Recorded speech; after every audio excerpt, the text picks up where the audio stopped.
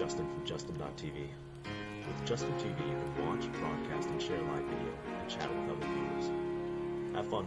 Gazing through the window at the world outside, wondering will my meme spread worldwide, hoping that my memes will get noticed sometime.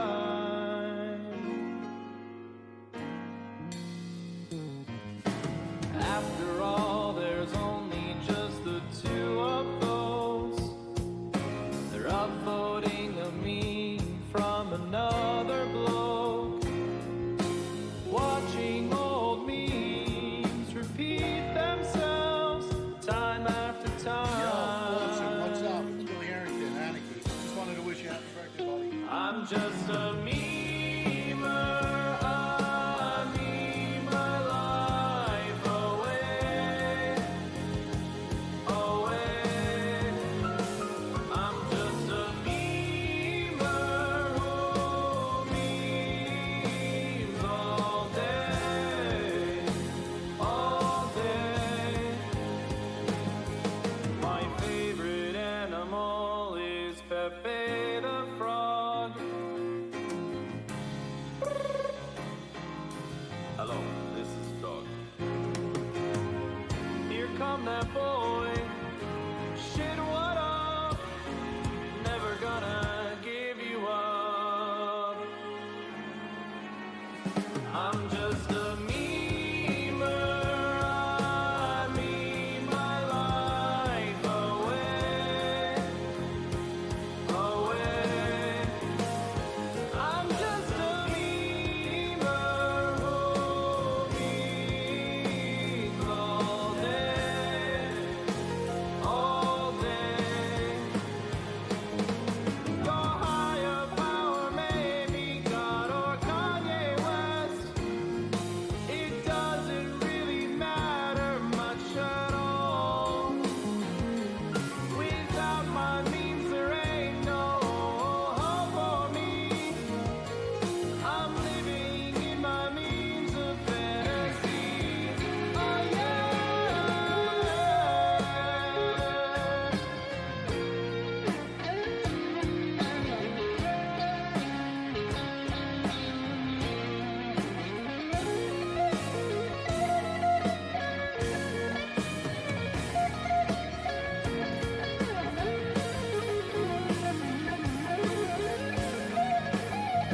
I'm just a memer. I meme my life away, away. I'm just a memer who memes all day, all day. I'm just a memer. I meme my life away, away.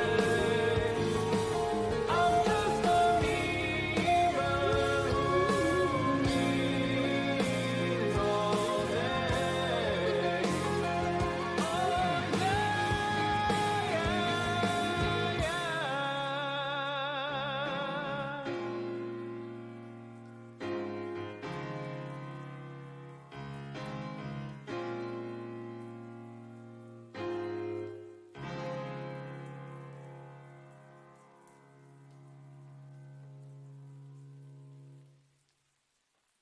What's up, y'all? It's me. Yo, I got home 2 minutes ago. I need to send something to Johnny. I got home 2 minutes ago, literally ran inside, turned on my stream. But then I realized that Dr. K has to do a disclaimer. So, thank you, Space. So we're starting at 2:15 anyway. So, we're good for a minute here, but I need to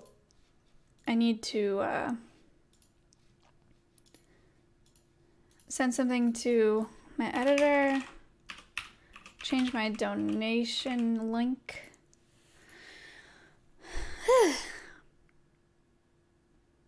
I ran to the bank. I got through the bank after A ver, okay, back. Just barely made it.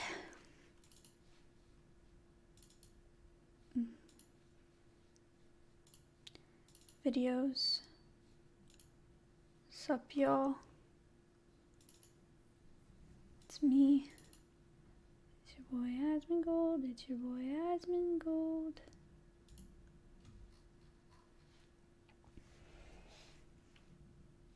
What was yesterday? Was the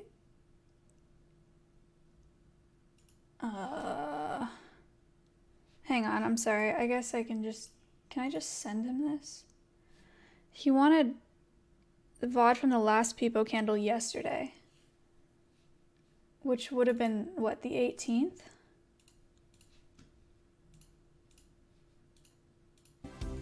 No, that was yesterday. That's not right.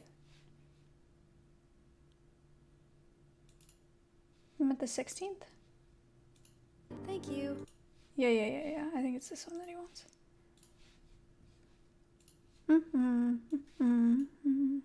That's not gonna work. I need to upload this to... Sorry guys, I wouldn't have been live if I didn't realize that we weren't starting at 2. I would have done this before. So that is my bad. Just give me a minute. I have to upload this to Drive. Peepo Candle was last night. Yeah, but I did another one the day before last night as well. Okay, it's uploading. Yeah. Carrot, I know. So I also need to order myself food because I haven't eaten today either, which is bad. What'd you guys think this morning?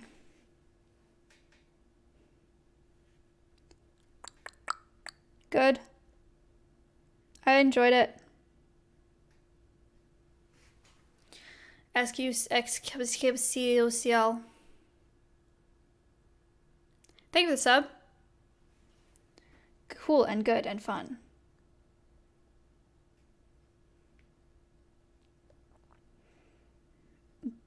Cafe and bakery.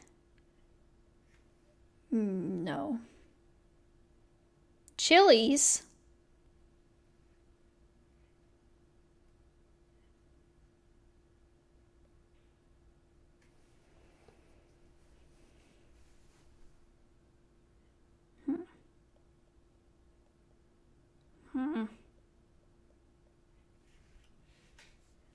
I guess I can just go back in an intro while I do this. It's your boy Asmongold. It's your boy Asmongold. Sorry. What's up, y'all? It's me. It's your boy Asmongold. Asmongold. You can do the work, and then you can get the money for the work, and then give the money to me. Thank you. What is this dude doing with his money? I don't know, boys. I have 1,283 ace/plate. I never give up. Sorry, I prefer come. Fuck this dude. I play all day, play every day. I have no regrets. I love this game. I play all day, play every day. I have no regrets. I love this game. I don't feel bad about it at all. What was I gonna do? Imagine what I would be like without WoW. What's up, y'all? It's me. It's your boy Asmongold. It's your boy Asmongold. What's up, y'all? It's me. It's your boy Asmongold. Asmongold. What's up, y'all? It's me. It's your boy Asmongold. It's your boy Asmongold. What's up, y'all? It's me. It's your boy Asmongold. What's up, y'all? It's me. It's your boy Asmongold. It's your boy Asmongold. What's up, y'all? It's me. It's your boy Asmongold. Asmongold. What's up, y'all? It's me. It's your boy Asmongold. It's your boy Asmongold. What's up, y'all? It's me. It's your boy Asmongold. Asmongold. You can do the work, and then you can get the money for the work, and then give the money to me. Thank you. What is this dude doing with his money? I don't know, boys. I have 1,283 ace/plate. I never give up. Sorry, I prefer come. Fuck this dude. I play all day, play every day. I have no regrets. I love this game. I play all day, play every day. I have no regrets. I love this game. I don't feel bad about it at all. What was I gonna do? Imagine what I would be like without WoW. What's up, y'all? It's me. It's your boy Asmongold. Asmongold. It's your boy Asmongold. What's up, y'all? It's me. It's your boy Asmongold. Asmongold. What's up, y'all? It's me. It's your boy Asmongold. It's your boy Asmongold. What's up, y'all? It's me. It's your boy Asmongold. What's up, y'all? It's me. It's your boy Asmongold. It's your boy Asmongold. What's up, y'all? It's me. It's your boy Asmongold. Asmongold. What's up, y'all? It's me. It's your boy Asmongold. It's your boy Asmongold. What's up, y'all? It's me. It's your boy Asmongold. Asmongold. What's up, y'all? It's me. It's your boy Asmongold. It's your boy Asmongold. What's up, y'all? All right. It's your boy Asmongold. I ordered food.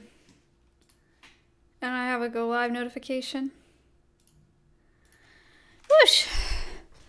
Lots of stuff today, man. Today is a busy day.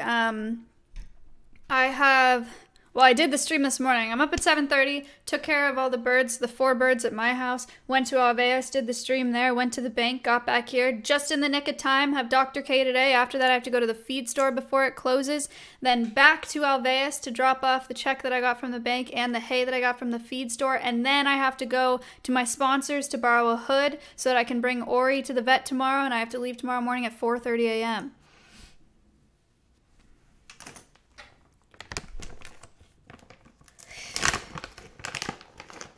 Thank you for the 11 months.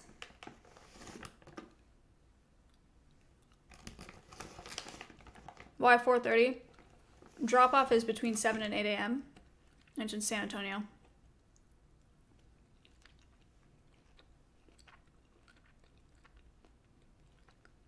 No, Falcon Vet's closer.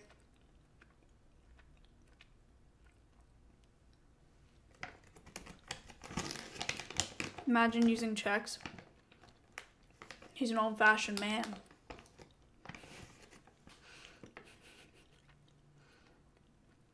Did you see him on stream today? Did he show up in frame at all?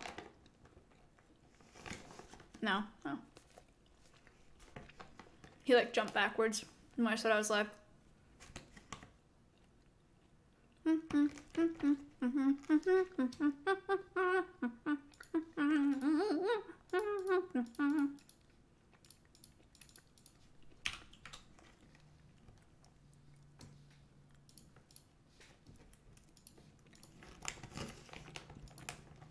Hey, watch your finger.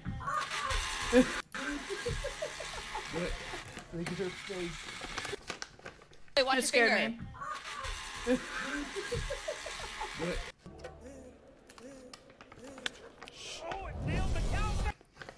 Lizzie B with the 5. Thank you so much.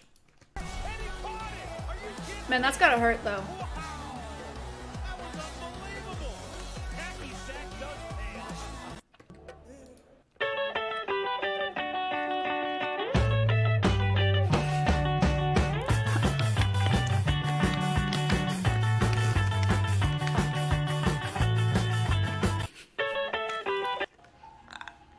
No.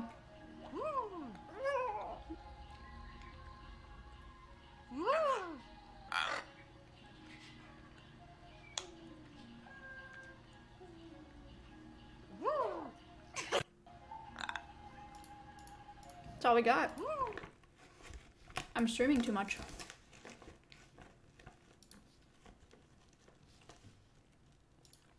Rob, I don't trust you for shit.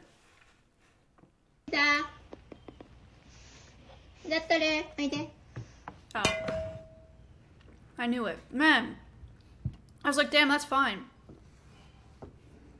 It's a mouse lemur. Dickhead.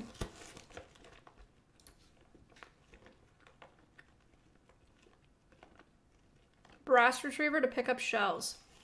It's gonna leak my... This is nice. He's calling. What the hell?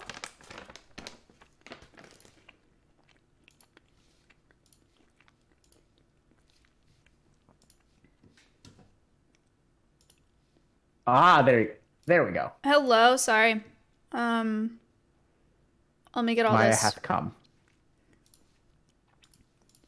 Why isn't... Oh, I activated the wrong camera. Hold on. I'm doing okay. Feeling good? Good. Happy to hear that. Dude, I've been you not hear watching me? way too much Dota and like not working enough. It's been hard. Yo. Oh, yo, What's up? not a whole lot. What's up with you? A whole lot. How are you? Congratulations on everything that you're doing. You guys are doing insane. Oh yeah, thank you very much. It's Yeah. hold on a second. There we go. Thank you so much. How are you? I'm doing really good. I'm staying busy. I am Can you hold drinking water. Yeah. hold on just 1 second? I want to make sure that I'm not screwing something up. Okay, you're not muted. I just got a call from our... Okay. I will... He can text me if he needs something because he just canceled the call, so I assume that I fixed it. Okay. Sometimes I do that on my own, and I don't need someone's help to fix things. Tech guy. But oftentimes I do need people's help. Me too. So how have you been, Maya? I've been really good. I'm very busy. But it's good busy, so it's fine. What's the difference between good busy and bad busy? I'm busy with things that I want to do versus things that I don't want to be doing. I was always bad busy in college, and since then I've been good busy. So I guess that's good. And what have you been up to recently? Well, I've recently founded this nonprofit. I talked to Kruthi about it a little bit. But yeah, I bought this property and have been developing it to bring animals onto there. We have 12 ambassadors now. So doing a lot of husbandry, doing some content curation, education program curation, and just there's a lot of stuff that goes into that I'm learning about. So Wow, yeah. that's amazing. Can you tell me more about that? Yeah. So Alveus is a nonprofit exotic animal sanctuary and virtual education center in Texas. I wrote out the business plan in like December, something like that, like December, and it was a 3-year plan. But it's more like a 3-month plan with how fast it's been going. I bought a property. It's about 15 acres in Austin, and went and picked up ambassadors from California in April, and we've been making moves since then.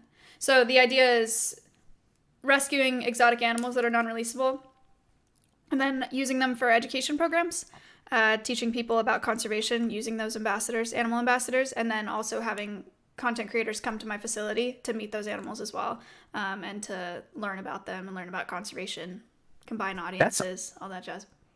Oh, that's awesome. Thank you. Yeah, I'm really proud of it. When you say ambassador, are we referring to an animal or a person? An animal. I see. So yeah, an ambassador is just an animal in captivity that is used in education and is meant to represent their wild counterpart. So, I see. an ambassador Interesting. for their species. Got it. Mm-hmm. And what kind of ambassadors do you guys have so far? We have 4 parrots, 2 chinchillas, a snake, a bullfrog, an emu, and 2 donkeys, and a chicken. That's awesome. Yeah. The chicken's And are they- become a fan favorite. She's a lot of fun. And so who takes care of the animals? The ambassadors, sorry. Me and then Ella. I have an on-site animal care coordinator, so she lives there and she does 5 days a week taking care Oh, of wow. them. And then I'm out there every day as well. So there's just the 2 of us Wow. right now. Doing something. Yeah. Making the world a better place. Yeah. Working That is on it. absolutely amazing, Maya. Yeah. It's been really fun. I understand that ambassadors, whether they be, animals or humans, tend to be quite expensive to take care of. Mm-hmm. Like they have a lot of costs associated with them. For sure. Yeah, we just did initial vet appointments for those 4 parrots. Nothing wrong with them, but just to get like a baseline and to get a really thorough blood panel done and all that, it was like $2,000 for the 4 of them. So Yeah, it's wow. expensive. The general upkeep though is not so bad. Like our reptiles, our snake eats once every other week. You know, it's really not that expensive. But the initial setup and the initial vet stuff is expensive. My emu is expensive because she keeps eating metal. She's gotten 2 endoscopies in the past few months. Or Wow. she ate this ring. Wait, this ring. How did you get it back? Endoscopy. Oh, so you guys went in from the mouth and pulled it out. Yeah, tiny camera. And then she ate a few screws and a couple other things a few months later, which I don't even know where she found them. Endoscopy number 2. But got them all out, so. She's expensive.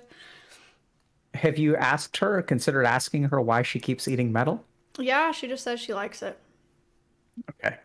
You know, it's interesting because there's actually I've worked with humans who eat things that they're not supposed to. Yeah, well, I've never had a bird that's so bad about that. Like I had my ring on the ground, because I just did not expect her to swallow it. At the time, she was like, her body was like this big. She's a chick.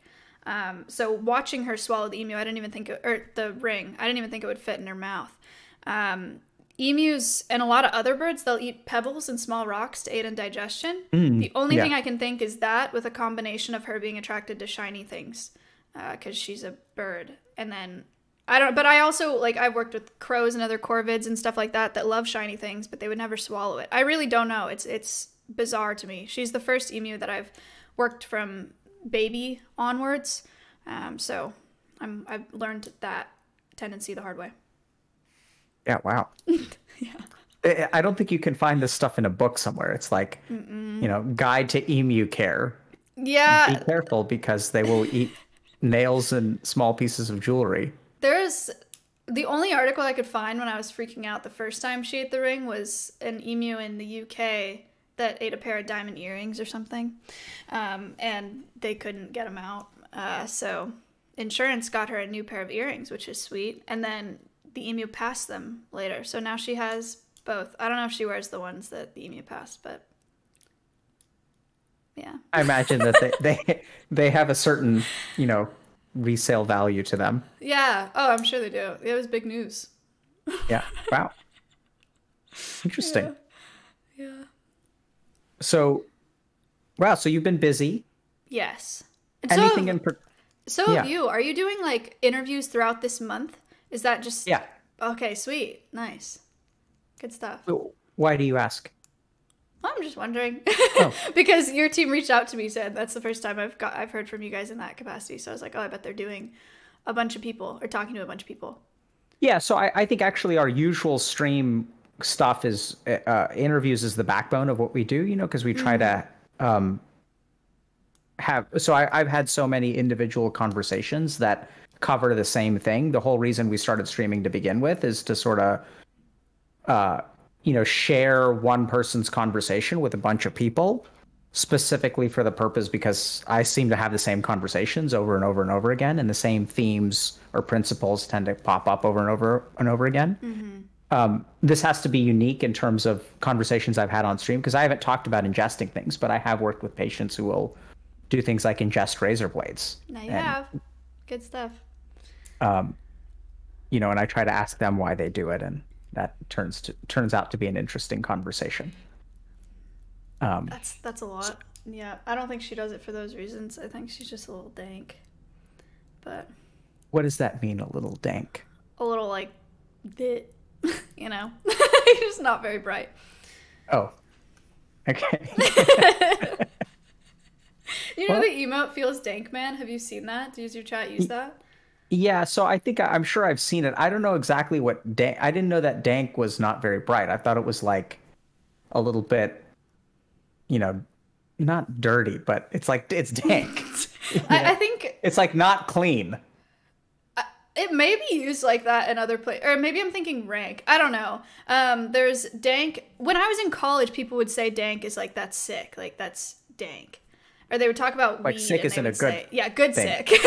And they would say that like weed is dank and that meant it was good. But since I've been on Twitch, it's like feels dank, man. So it's like, I don't know, just like little kid like eating crayons. Just kind of dank. So the last time I was a student, when someone was like, "That's sick," like that person is sick, we would transfer them to the ICU. You know, so different things. Different Yeah. sick. So, but dank means dank is no longer means sick. It means what?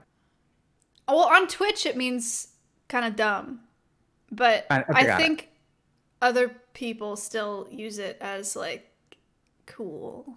Well, if it means something on Twitch, isn't that truly what it means? No.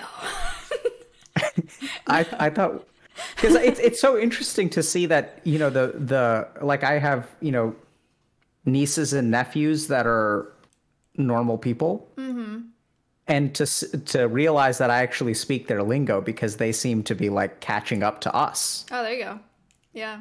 right? So like I think like salty is from gaming, right? I have no idea. I'm not a gamer. Right, and then Twitch. Maybe. I don't know. I think it's a gaming thing, and then like Yeah. other, you know, regular people started using it, and I was like, oh, I actually understand the lingo now. There you go. Yeah, I don't know any. Well, I guess I do know some gamer lingo because I'm on Twitch, but Yeah. I'm not. So my anything in particular you want to talk about today, or anything that I can help you with? Yeah. Stress, but again, it's kind of like good stress because it's stuff that I want to be doing. So it's not like I want to reduce my workload. I have an inability to relax, which has become kind of a toxic thing for me. Not recently. It's always been like that. Okay, not always, but since high school. So that's annoying. Yeah. That's the only thing I can think of right now, I think. Can you tell me about your inability to relax? Yeah. It is not an actual term. I've coined it in my head, just toxic productivity. I always feel like I need to be doing something. And if I'm not doing something, I just feel a lot of guilt. I think a lot of people deal with that. But like a recent thing is I'll try to sit on the balcony to relax or just to like chill out. And the only way that I can allow myself to do that is if I have like a really tall glass of water and I tell myself that if I'm drinking the whole glass of water while I'm sitting here, it's fine because that's a productive thing to do, but I can't just sit there. Does that make sense? Yeah, absolutely. So that, and then I've recently started using, not recently, I've been using TikTok for a while, but like I'll scroll through TikToks and that's kind of relaxing, but the only reason I allow myself to do that without feeling bad is because the videos that I like, I show on stream.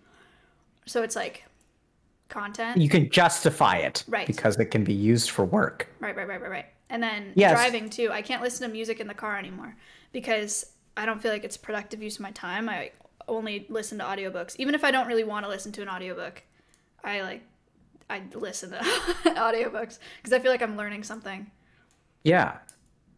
No, toxic productivity is a huge issue. Okay. And it's funny because we recently started an interesting pilot at Healthy Gamer because you know, a lot of times we'll have people who, so our community is actually quite diverse, and what we actually discovered not recently, but what we've sort of haven't addressed is that there are a lot of people who are very productive in our community, and so we actually Diverse in terms of like age range or demographic or many geographic things. range? Okay.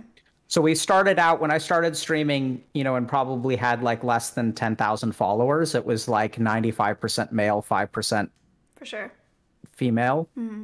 And now we're like 70-30 or even 65-35, Oh, I that's think great. is what our audience is. Good for you. Our age range has also recently expanded to include like parents. So like, you know, we have just wrapped up a parent pilot where we had like, you know, 50-year-olds, 60-year-olds who Oh, are that's like cool.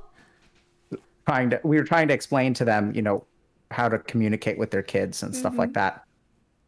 And I think the other thing that we've started working on is sort of like high performance. So there are a lot of people, you know, on Twitch or in our audience, in our community, who are software developers, you know, executives, things like that. And, you know, professional professional athletes of various kinds. And so we've started like actually running groups for them and seeing if we can help them. And I think this toxic productivity actually comes up there a lot, Yeah. where people are, I think toxic productivity is a good phrase. Okay, sweet. I thought I made it up, but I'm I'm glad to hear that's an actual thing. No, I mean, I think yeah, so let me ask you something. When you say you allow yourself to sit on the balcony, Sure. so like, let's just look at that construction for a second, okay? Mm-hmm. Who is the myself and who is doing the allowing?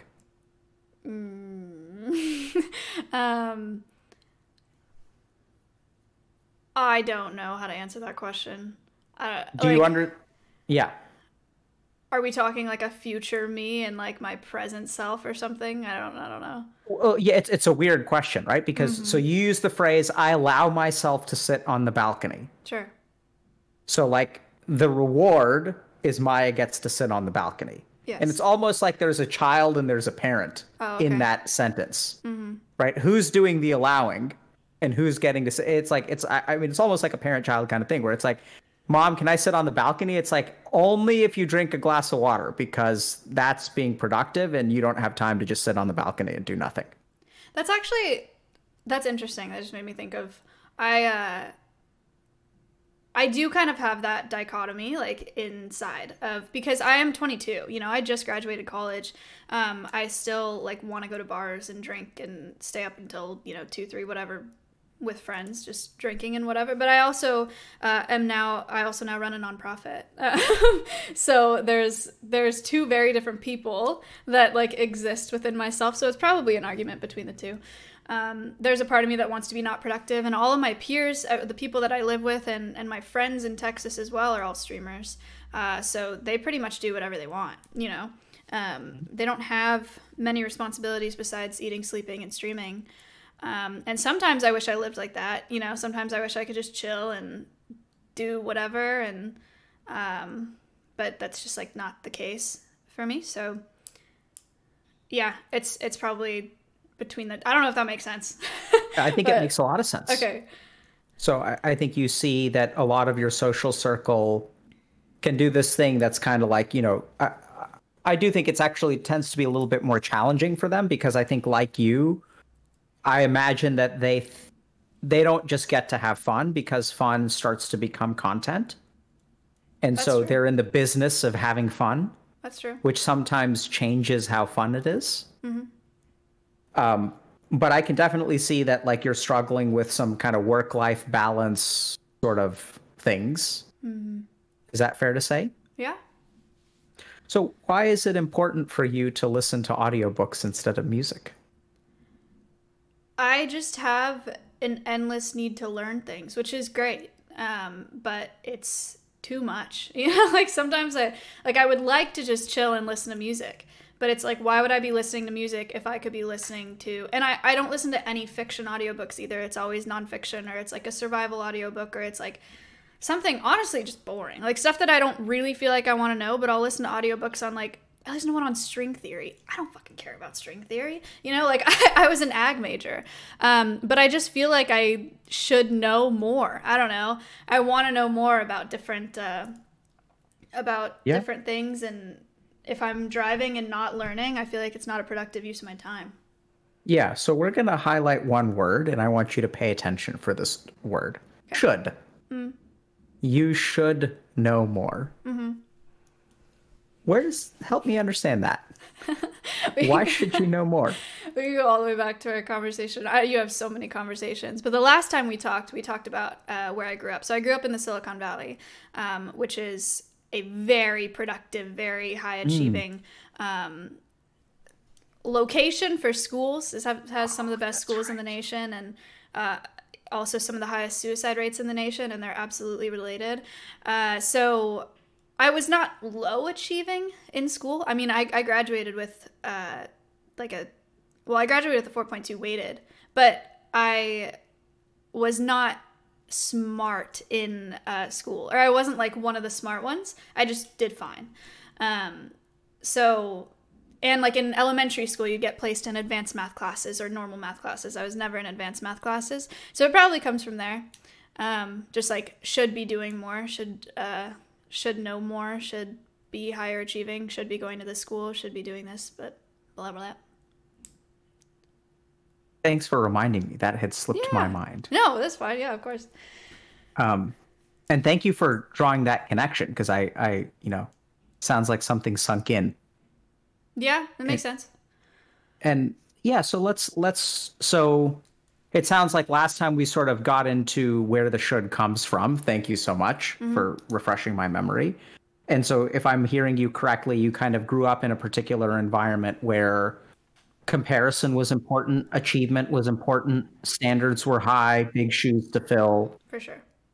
and you were not one of the chosen ones. Yeah. And so you have to work really hard to enter the chosen one category. Yeah, I guess so. What do you think about that? I don't know. I mean, I'm doing fine. I'm pretty proud of myself where I am today. And my parents wanted me to go to Cornell, and I'm glad that I didn't, because I loved it at I went to Cal Poly San Luis Obispo, which is not nearly as hard to get into as Cornell, and it's not an Ivy. But I was so much happier there than I would have been, if I went there or if I went to Cornell. So I'm happy with that choice. So it's fine. I don't know. I mean, it definitely has contributed to the things that I'm talking about today, but I'm not upset about it. What has contributed to the things you're talking about today? The need to compete and compare and all that.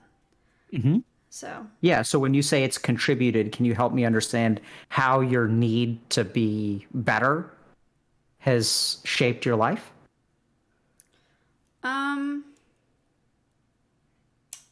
Yeah, okay, well, it might get a little muddy. So, growing up, we also talked a lot about my sister. My sister's 18 months older, and she was very, very high achieving all throughout elementary, middle, and high school. And she went to an Ivy, she went to UPenn, mechanical engineering, whatever. And so she did really, really well in school and did really well playing soccer. And so people knew her for those things. People knew me as like the animal girl in high school, because we grew up on a farm, and I would like bring animals to her soccer games, and I was really, really into horsemanship.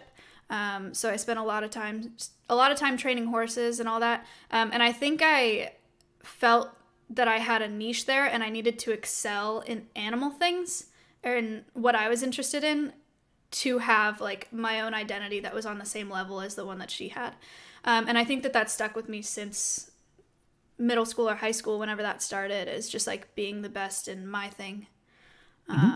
So yeah. So you had to get an A+ in something, Exactly. Yeah. and it wasn't going to be mathematics, so you chose horsemanship. Right. Yeah, I said fuck mathematics. I had never, yeah. I was terrible at math. I still am. Yeah, so You should go on Schooled. Have you thought about that? Do you know what that is? No. Oh my What is that? gosh. Mizkiff has this show called Schooled. Do you know the show? Are You Smarter Than a Fifth Grader? No. Okay, it's basically like you go on and they ask you questions that are kindergarten level questions, first grade, second grade, third grade, right? And the point is, maybe this isn't fair. The point is kind of to make the contestants look dumb, because it's like you can't answer a third grade question, but it's just because you don't remember those things, But he has it, and then you can get subs depending on how high you go, and then if you win, there's a $10,000 competition at the end. But that would be really interesting for you to go on. And see if I'm smarter than a fifth grader? Yeah, essentially. Well, it goes all the way up through high school, but most people get out about 8th grade, 9th grade. Interesting. Yeah. Yeah, I'll definitely think about it, but I'm not so sure that I would be so optimistic, because I have an almost 4-year-old and an almost 6-year-old, and I'm pretty sure that they would outperform me in many ways. Yeah, I won't do it. My 3-year-old yesterday told me that I need to eat with my mouth closed. Wow. So Keeps you in check. I don't really know how to feel about that, because on the one hand, it's like, wow, we're like, she's learning manners and stuff. And also she's, being, it's, I don't know. My older one is a little bit of a tyrant. Oh, yeah. Yeah. She she recently discovered that there's a job called a director, Oh boy. and that the job of the director is to tell other people what to do. So she was like, wait, their whole job is to direct people? And I was like, yes, that's correct. And she's like, she's power hungry. She has the desire to lord over others. I like it. That's sweet. But yeah, I'll definitely. I'm a huge fan of Ms. Kiff, Same. and so it sounds like fun. Yeah. That'd be cool. Guy's amazing. He really is. He's really good at what he does. Yes, I remember trying to convince him of that some time ago. Oh, for sure. He also seems to have grown a lot in confidence. I've caught a couple of clips and stuff of him, and he seems to be really doing amazing. Yeah, he's doing well for himself. He feels good about it. So Yeah. But kind of going back to you and developing a niche in horsemanship, sure. Yeah. right? So I'm hearing that, early on you sort of decided that you were going to be the best at something. Mm-hmm. And then I can imagine the should in your head pushed you. Mm-hmm. Is that fair to say? Yeah. It's fair. How did you feel studying, when you said you were an ag major, I assume you mean agriculture? Yes. Yeah. Okay. Agricultural communication. Well, agricultural education and communications is my major. How did you feel about having that as your major? I thought it was sick. It is a pretty unique major. It Dank was, sick? like, cool. Okay. It was a pretty small major. And all of my friends and my sister are either mechanical engineers, software engineers, electrical engineers, or pre-med. Very nice. Engineer. Medicine? Wonderful. Yeah, all of good. them. If you really want to be try hard, you can do electrical engineering, double major, pre-med. Yeah. It was Or actually, biomed engineering. actually, yeah, biomed friends too. Yeah, biomed engineering, pre-med. There you go. That way you can win all of the prizes. It's very good. Yeah, so all my friends were in there. My dad, I think deep down, my dad probably wanted me to be an engineer, but knew that I would never go into engineering. So I just looked for a major that I actually wanted to do.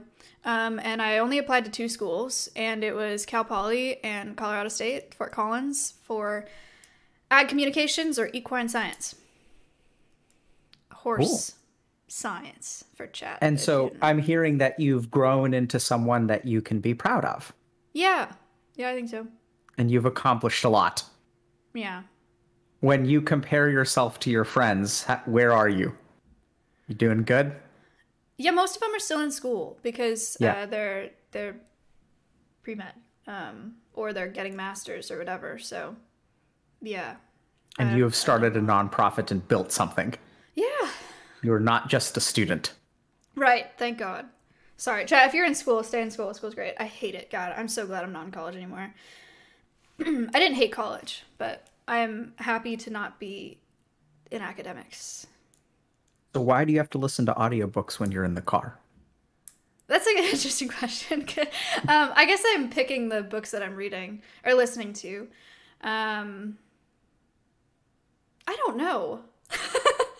I don't know because I like learning. I don't like doing assignments that I thought were pointless. I had the whole like a very subtle like fuck the system thing in my head, but very subtle. I'm sure you like learning. Mm-hmm. I have no doubt of that in my mind. But I don't think you listen to audiobooks because you like learning. What do you think? I think you listen to audiobooks because you should be learning. Oh, that's true. Maybe, yeah. So if I were to tell you, have you read Harry Potter? No. Any interest? No. Do you like fiction? I don't know. I've never read fiction in my own time. Well, for school I've read fiction. Okay. What do you think about the idea of reading fiction? This is like I wish I wanted to because I know that it like can be important. Honestly, my first reaction is that I think it's like watching movies and TV shows that are fiction, and I feel like that's a waste of time, but it's even more of a waste of time because it takes longer to Nice. read it. Yeah. But So I know if that that's we're- like I'm If we're sorry. gonna waste time, we're gonna be efficient about it, right? Yes. Yeah. I If we're guess. gonna, why would I spend 8 hours reading a book when I could watch 2 hours reading a movie? We're gonna Right. optimize our or listen to debauchery. the book while you're getting somewhere. Another drive. Yeah, right? Yeah. So always optimizing. Very common in people with toxic productivity. Also not necessarily a bad thing. So I think this is where, your tendency to optimize is probably something that's a personality trait that will serve you well. I think the main thing is for us to explore how you can get in control of it instead of it being in control of you. So let me ask you a question. What would you say to a friend of yours if they said, yeah, the only time I'm allowed to sit outside is if I have a very tall glass of water so I can be productive? Oh, I hate that test. I use that test in my head all the time. Can Can you tell me about that Well, just that like test that you use in your head all the time? like the friend test. Like if your friend was saying the things that you're saying, about yourself, what would you say to your friend? That kind of thing. What do you hate about that test? Because it always shows that I'm too hard on myself or that I'm not doing what I would tell a friend to do. Which is not it's not a bad thing. It's a good test. That's why I use it. But it is like I don't know. I don't know how to describe it. Like a damn. No. That's bad. Can I just think for a second? For sure.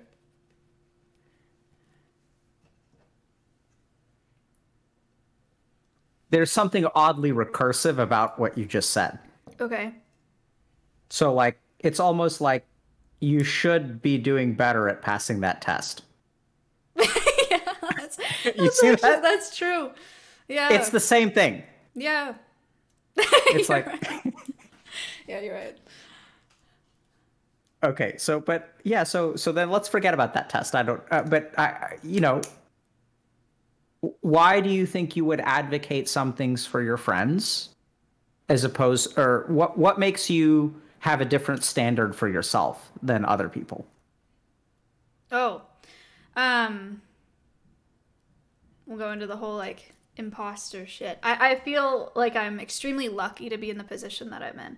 And I am. I got lucky by there being a Redditor in my chat when I was a small streamer that posted me on LSF, and then I met Miz, and then it went from there, right? And I feel a ton of pressure because I have the platform that I do, and there aren't a lot of people doing conservation education on Twitch. I call it an untapped reservoir all the time, not just because of the fundraising potential, but because of the audience that we're reaching that is, from the people that I know in conservation education, just notoriously hard to reach and educate. So I feel like I have this opportunity to teach so many people things that they wouldn't be learning otherwise, and so I need to do a really good job at it. And I need to do it fast before the platform dies, or before I get canceled, or before I get banned, or before, whatever, before I lose the opportunity. So I feel like because of the platform that I have to do good with it and not waste it. Okay. So we're going to note a couple of things, okay? One is the sand in the hourglass is running out. Mm-hmm. Is that how it feels to you? Yeah, I mean, it's not super severe. It's not like I'm what if I only have a year left? I think I have a good, 5, 10, 15 years with what I'm doing right now. But eventually I know that, it's a social platform. It'll change or die or whatever. And yeah. It doesn't sound to me like you are behaving in a way in which you have 15 years left. That is true. I don't know. I don't know if I have 15 years on Twitch. I don't know how long I'm going to be streaming for. Alveus, my nonprofit, I'm not dropping in the next 10 years. I need to do it fast. Can you help me understand that?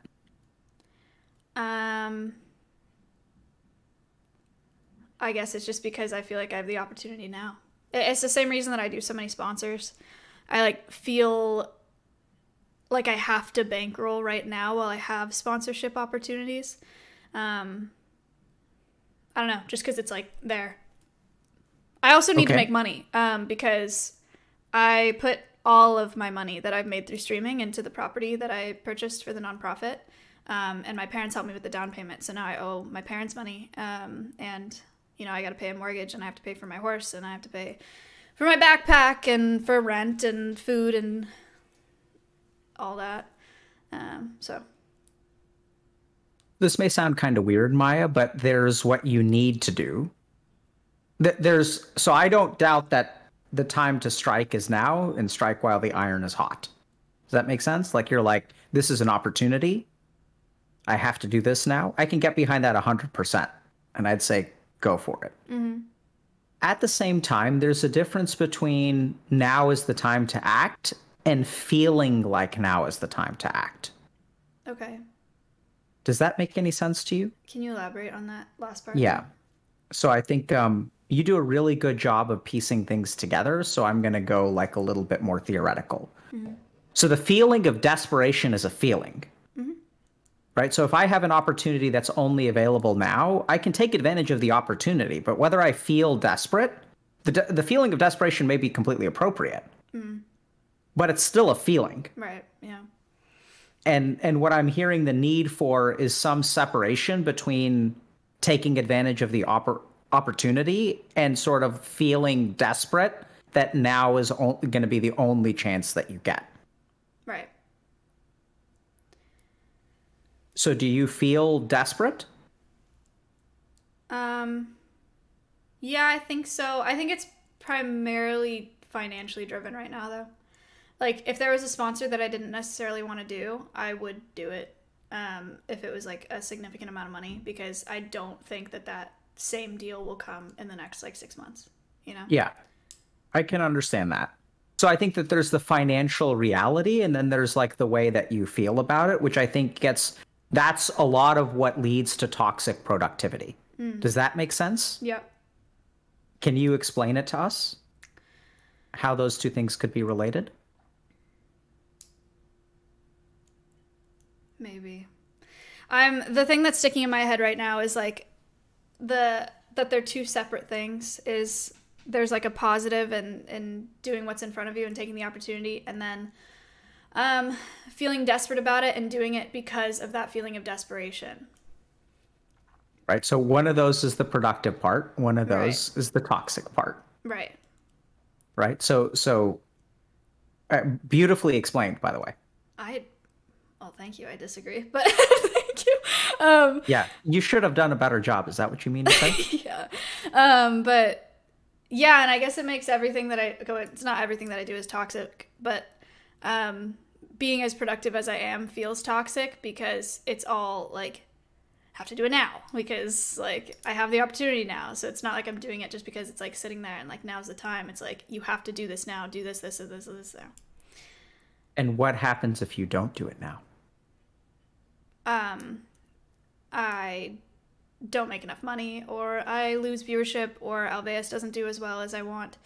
And then what happens? And then, well, lots of different things. If it's the money thing, I don't get to pay my parents back, which is not going to happen. If it's what were the other things I said? Alveus doesn't do as well. I have a couple tests that I run in my head for that as well. For just like when I'm around the nonprofit. And one of them is I have a conservation podcast also that I'm doing monthly now. I was doing it weekly. And there's a lot of people that come on there that I really, really admire and respect for their research or their what they do in education or whatever. And so I have that list of people, and I think if they were watching my content right now or they were seeing what I was doing with this nonprofit, would I be proud or would I be embarrassed? So I would be embarrassed if I didn't do well with Alveus and for my reputation in the industry. And then I don't remember the other thing I said. If I was embarrassed and I didn't do well in the industry, then I feel like I would have to stop climbing the ladder. Which you would have to stop climbing the ladder. Well, no, maybe I just get knocked down if you're wrong. I don't know. I would like... Nope. Yeah. I would trust what you initially said, even if it doesn't make... Right? So yeah, then who would you be? You would have to stop climbing the ladder. Like, that's an interesting statement. Yeah, I don't know. I guess I'd go back to being an intern, or I would go do something else. I think you'd get a B Maybe.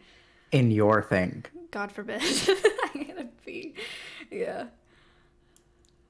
So what I'm hearing from you, Maya, is, and let me know if this is, I step out of line, okay? That's fine. How are you feeling right now? I'm Feeling fine. okay? Yeah. Okay. What I'm hearing is that if you didn't take advantage of this opportunity, it would all come crumbling down. All. Yeah, I guess. I'm trying to think of what wouldn't, but yeah, I don't really know. Right? So it's interesting because you can think about all the things that would come crumbling down, even though if we're logical about it, like you're not going to get flattened by any of this stuff. Like you can miss opportunities, things will go not your way, and you're going to do fine. Sure. Yeah. Do you believe that about yourself? Yeah. No, I'd be fine. I mean, I'm not gonna Yeah. kill myself. So. That's not what. Well, I'm not gonna die. How else wouldn't I be fine? I'd be alive. Like I would. But I No. probably wouldn't be happy. Okay, hold. That was not what I was expecting to hear. Oh.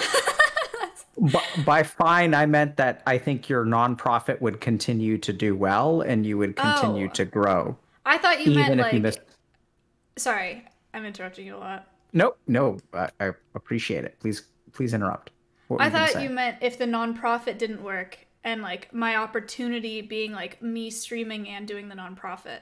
Like if I had to like stop streaming for whatever reason and Yeah. Almaeus died. Like that's what I thought you were talking about. Yeah, so I know this sounds weird. I think you'd do fine if that happened. Mm-hmm.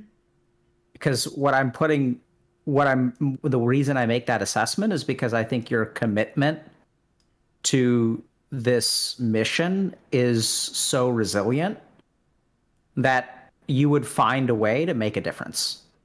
And if it wasn't this opportunity that you're taking advantage of, you'd keep on Yeah. floating around the space. And because you are productive and because you are brilliant and gifted and all of those other things, that you would find a way to move forward.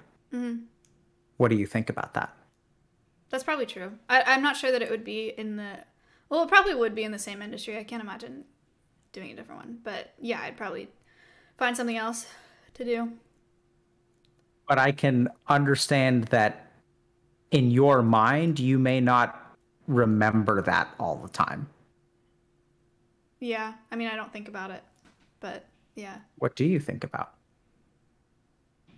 just in general, like on a day-to-day. When it comes to not seizing opportunities?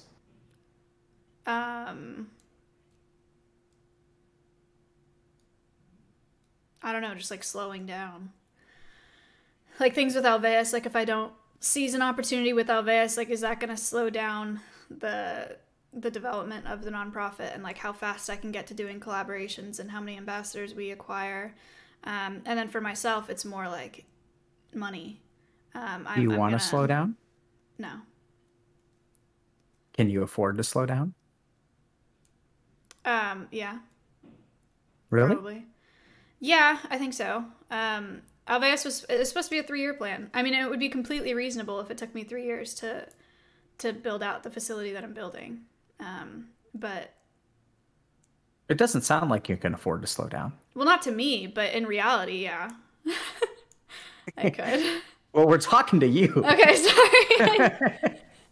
So let's talk about, forget about reality because who cares about that? Okay, for sure. Why can't you slow down? Because What- the more sponsors I do, the faster I make my money back. And then the faster Alveus develops, the faster I have a successfully running nonprofit that I'm really proud of that's making an actual difference. Because right now What's- it's just all temporary. What's the rush? Probably the like amount of time that I feel like I have to make the difference. Like how long I'm going to be streaming or So I think we come back to the sand in the hourglass is running out. Mm-hmm. And so this is where... How's this conversation going for you, by the way? good. Makes sense. Yeah. Yeah, so let me ask you something. Has the sand in the hourglass run out for you before? Have you missed an opportunity that you can never get back? I don't think so. I can't think of anything. I mean, maybe something small, but no like big life. So nothing pops into your head when I ask that question. No.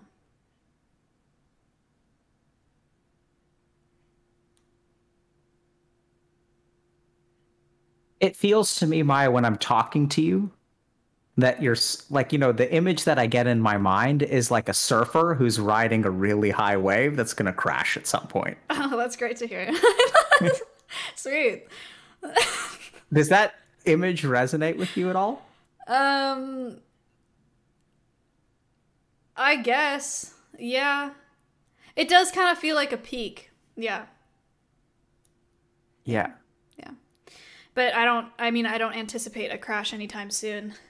But Sure. eventually, like, for all streamers, not all streamers, I can't speak for all streamers, but there's like we have this crazy opportunity while we're this age, you know, and we're streaming, and you peak in viewership at some point. You just do, you know, like you get to a point where you're like as big as you're going to be. You may get followers, but like you'll end up decreasing in viewership eventually. So there is like, I don't know, there's a peak somewhere. And I do feel like with the start of all this and once Alveus is running and I'm doing all that content, like, yeah, like how do you achieve higher than that? I don't know. It's kind of like, this is a bad example, and I'm sure he's completely fine, but there was some kid, I don't even remember his name, that won that Fortnite World Cup or something at age like 14 or something, 15? Was it Bugga or so? Yeah. When he did that, my first thought was like, damn, if he's going to be doing competitive esports for the rest of his life and Fortnite is his game, like, how is he ever going to feel like he's beat himself again? And I don't mean beat himself like, you know, like... How can he Yeah. ever top that? Right. Yeah. Yeah, so you said it feels like you're at the peak. Yeah. Well, not right now. I'm like up there though. I'm like building up there. Yeah, I mean, where do we go once we hit the top of the peak? I don't know. I'll need to find other things that I think are really fulfilling and productive. Like for Matt, like he has OTK, Mizkif, has OTK, and he's gonna like continue doing business after he decides to not stream so much anymore. And so that'll be really fulfilling for him, and he'll take all of his experience into there, so he'll continue being really successful. For me, it's hard because my goal is conservation education, you know, like I want to teach as many people as possible. So the idea of going from streaming and doing it on stream to like tens of thousands to going to like if I quit streaming and then I go to classrooms or something and teach kids, it'll just feel like less of an impact because of like what I want to do, you know. But I guess I could consult or something and teach people about digital conservation education. That might be fulfilling, but not as fulfilling as actually doing it. Maybe it would. I don't know.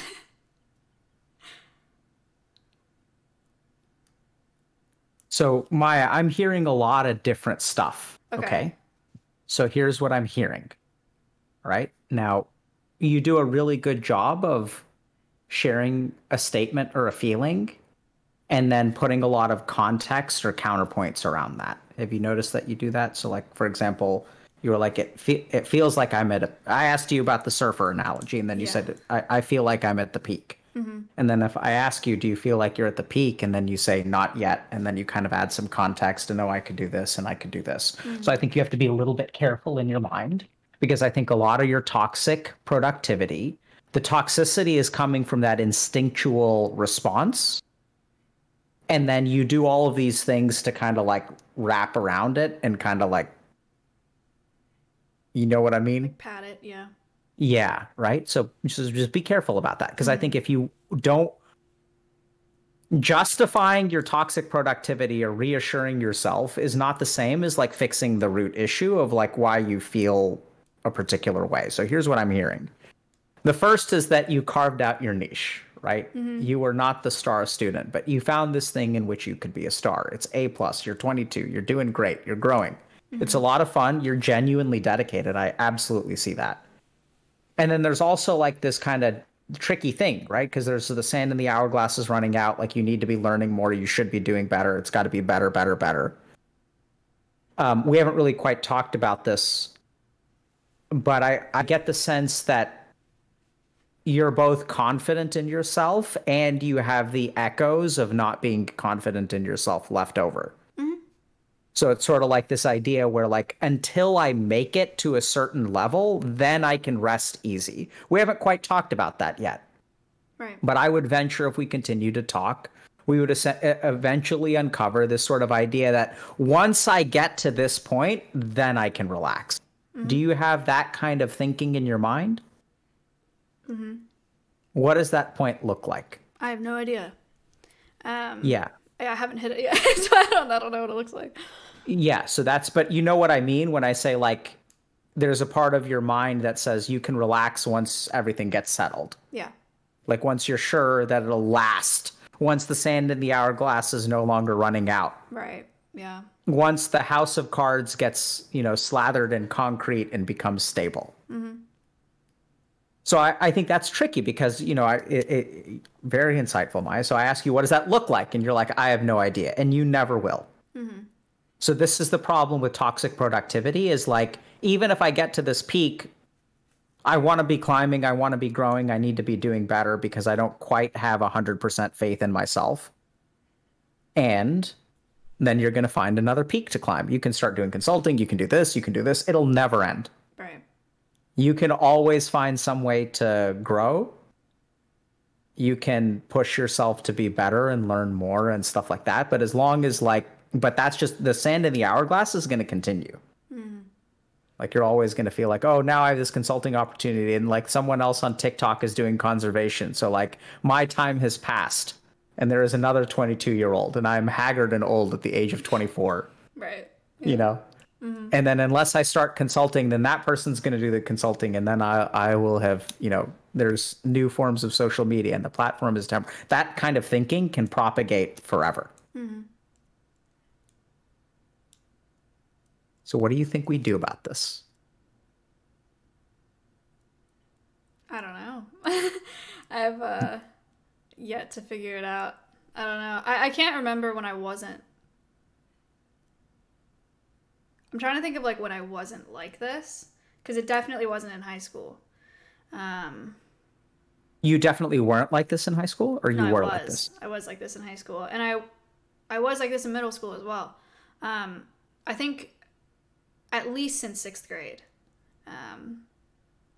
So I don't know how to fix that. What were you like before the 6th grade?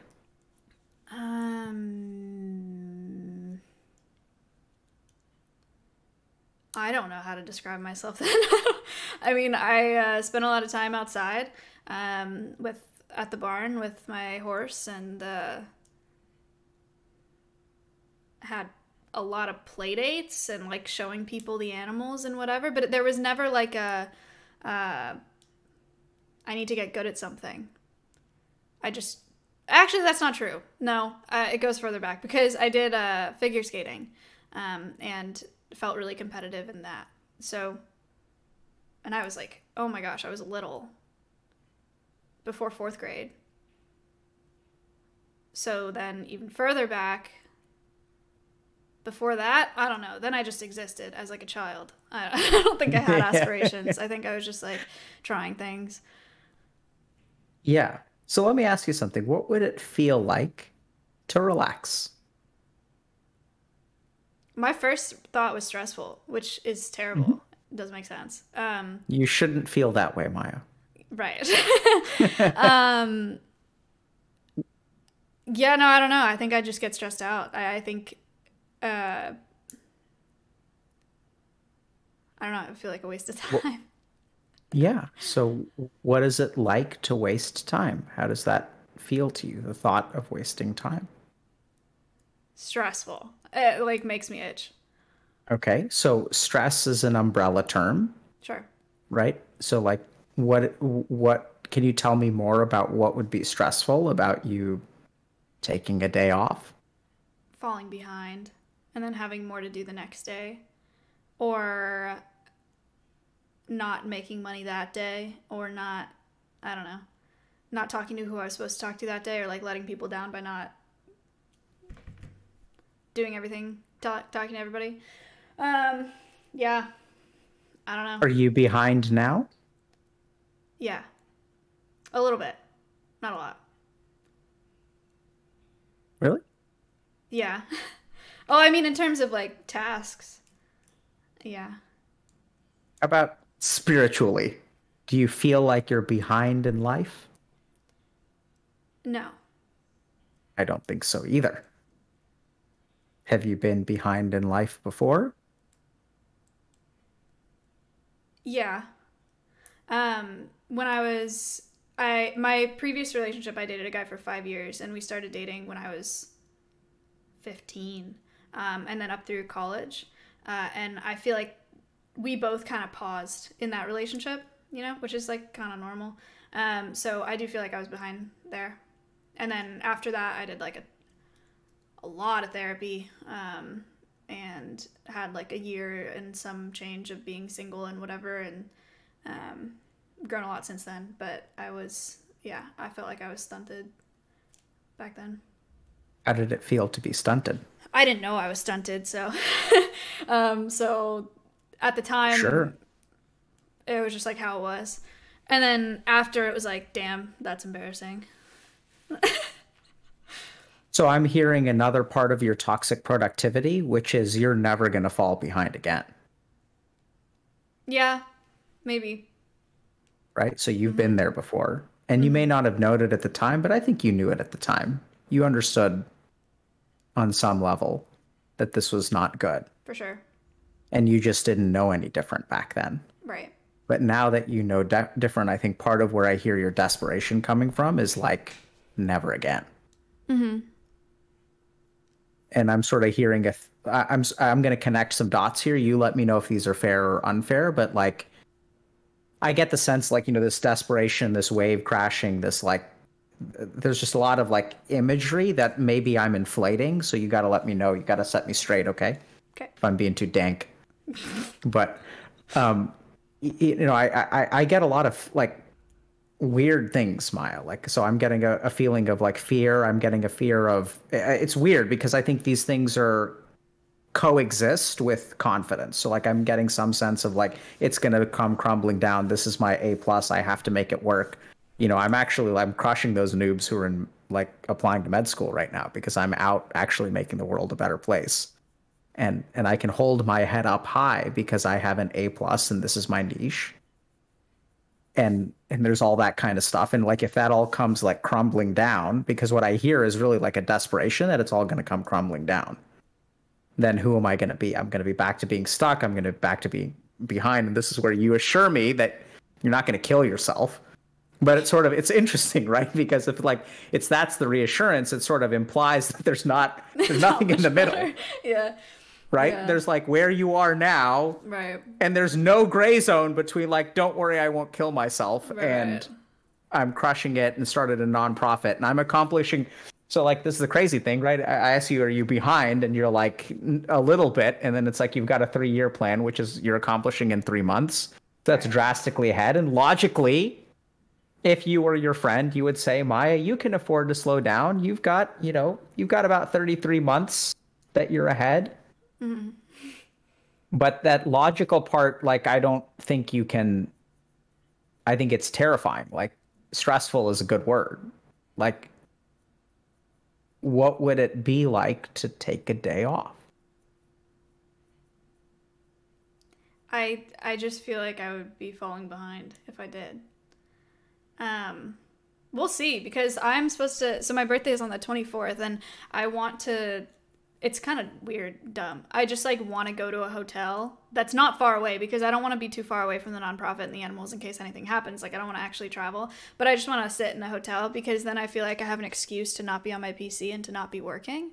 But even then, I guarantee I'm still going to be doing emails, like, on my phone, and like trying to be productive. So, yeah, I don't know. If I actually had to sit there and relax without my phone or without like the ability to work, I just don't think I would like it. I think I would just panic. Yep. And what would your mind produce for you in those moments? What kind of thoughts would you have?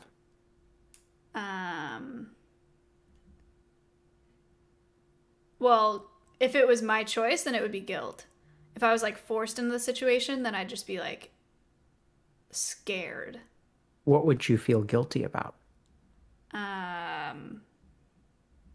Not taking, like, having a full day, like that many hours to do things and to catch up on things and to get ahead on things and not doing it. What's wrong with not getting ahead on things? I leave more for myself the next day and then the next day and the next day, and then it piles up and then I lose my mind. Okay. Why do you have to do so much? Because I have the opportunity now. Why did you start laughing there? It's like a circular, or a Yep. full circle thing. Yeah. So this is where I think, I know it sounds, you're gonna, hold on, can I think for a second? Mm-hmm.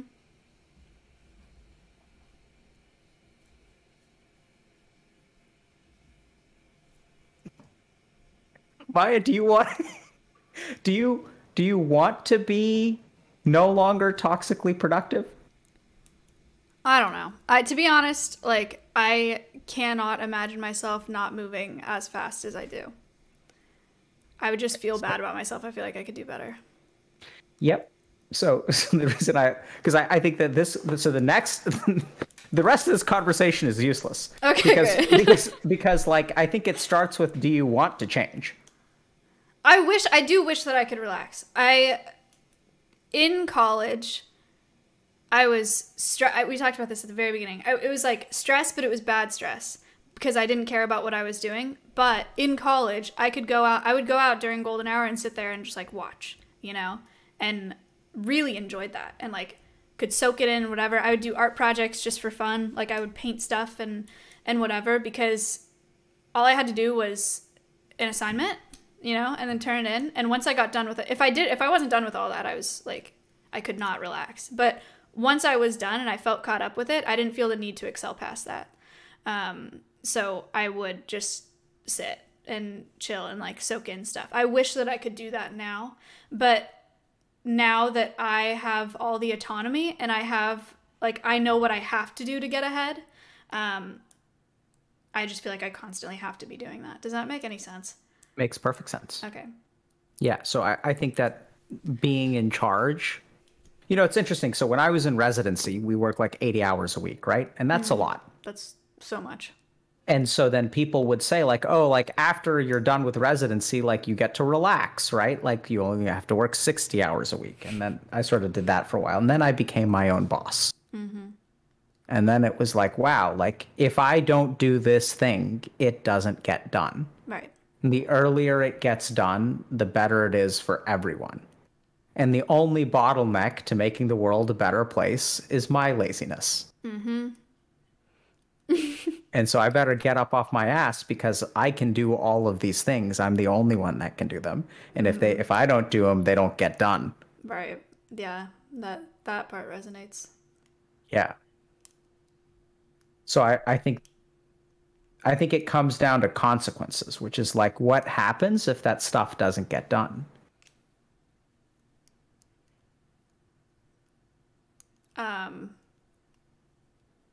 I mean, for me, it's just like there are less people learning about conservation and less good is happening for the planet.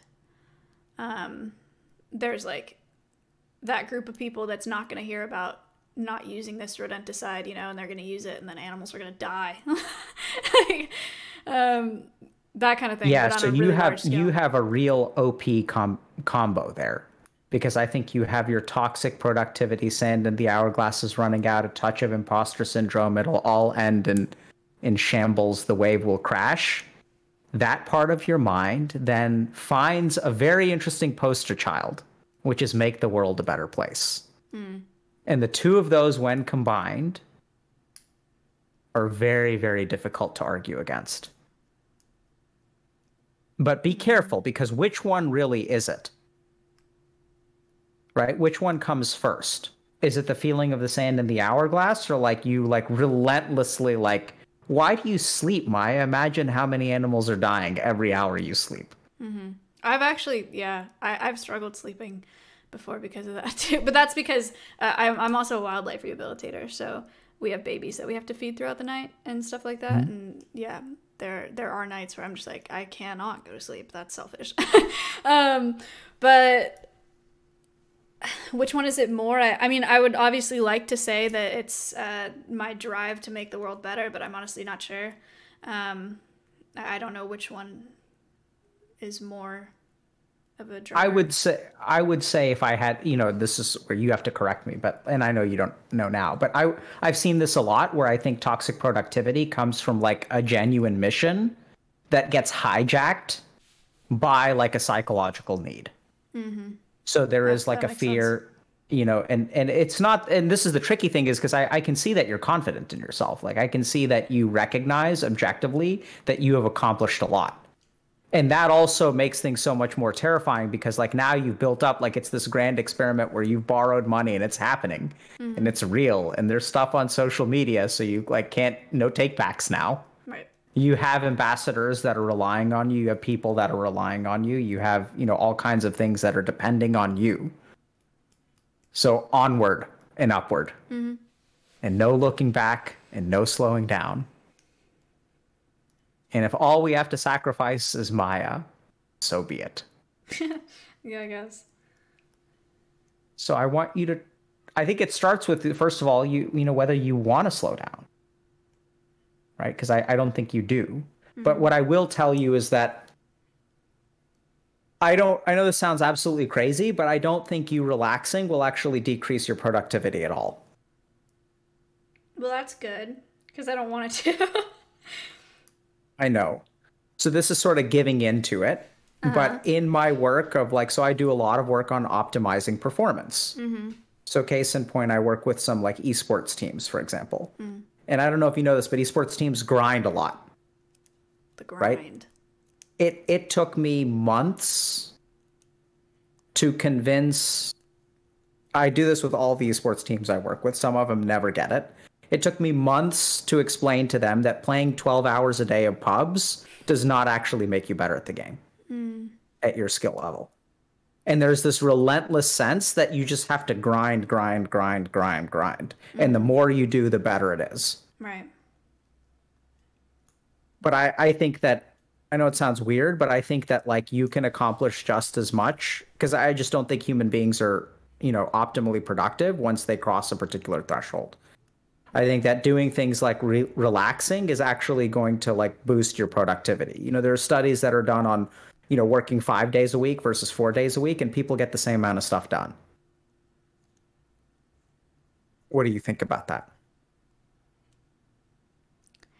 I think it makes sense to me, but it's also like when I think about my day-to-day and what I want to do to be more productive, it's like, if I meet this contractor at my property today, the floors will get done today.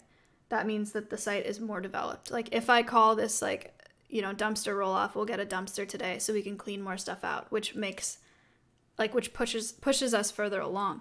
Like the more that I do in a day, the farther we get, I'm with you 100%. Right. So how does you understanding string theory help your emu? Oh my God, it doesn't at all. I don't know why, like, I also don't know why I thought that I could obviously I don't understand that. You can't understand string theory without, like, my physics knowledge is horrible. But I was just like, I should know at least what this is. Where does that come from? Why should you know what that is? I don't know. I guess I just don't feel like I'm competent enough. Like, I feel like I should know. Like, if someone asked me, I'd just be like, I don't know. And I don't want to feel stupid. So I don't want to not know. Like, I just want to know everything. Which is completely unrealistic. But see, there you go again. Sharing a feeling, and then what do you do? It's not really qualifying, is it? No, it's good. Close enough. Qualifying-ish. Right. Like you play tennis with yourself. You hit the ball across the net, and then you run over to the other side and you hit it back. Yeah. So Maya, I think if you want, like, I know this sounds kind of weird, but if you want to like improve in this aspect, you got to stop running over to the other side of the net. So I know this sounds kind of weird, but do you feel stupid? Oh, all the time. Yeah, but that's not new. I just did it again. Sorry. Continue. Can you tell me about that? When did I start feeling stupid? Probably in about sixth grade. Fourth grade, when we started being accepted into advanced math courses. That's probably where it started. Oh, and then in sixth grade, I couldn't pass my times tables for shit. And I was like, damn, I'm dumb as hell. So I probably started there. And then, I don't know, same thing through high school, just other people achieving more. And then now, just the people that I have on my podcast, I have the platform, you know, and I'm pretty good at like being a bridge between science and like the public, you know. That's why I do the podcast, and I have a role there, but I also constantly feel like I'm not qualified to be talking to the people that I talk to, and they know so much more than me, and I feel dumb a lot of times when I'm talking to them, because they'll be talking about something and I'm like, I don't know what that is, or I don't know what that means, and I know it's not my place to be the scientist. I'm literally not the scientist on the podcast, but yeah. Okay. Can I think for a second? Mm-hmm.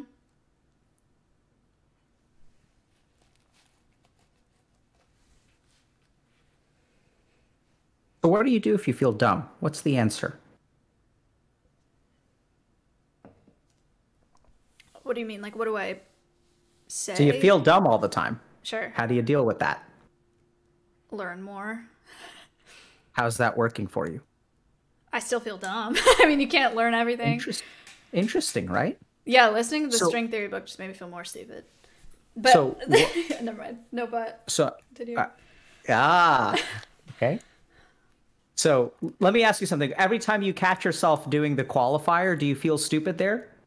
I don't feel stupid. I feel annoyed Okay. that I didn't think about it before I started it. Yep. So that's sort of that feels the same, Okay, yeah, dumb. right? I'm not trying to put words into your mouth, but I mean, you gotta tell me, Yeah. right? So we got to be careful about that, because like inadvertently, you're actually pulling me into a situation where I may make you feel stupid. Oh, you're fine. I'll tell you. Okay. So let's just pause for a second and think about this. So if you feel dumb and you try to fix that by learning, right? Like when we feel a certain way about ourselves, we like make efforts in the real world to change it. Mm-hmm. And how effective is that? I mean, it depends. I don't know. I'm thinking, like, if it's like a very specific topic and you think that you're dumb in the topic and then you learn about it, then I would feel no longer dumb. Okay. So how long have you felt dumb? Probably at least fourth grade. Okay. Maybe before. How often do you feel dumb?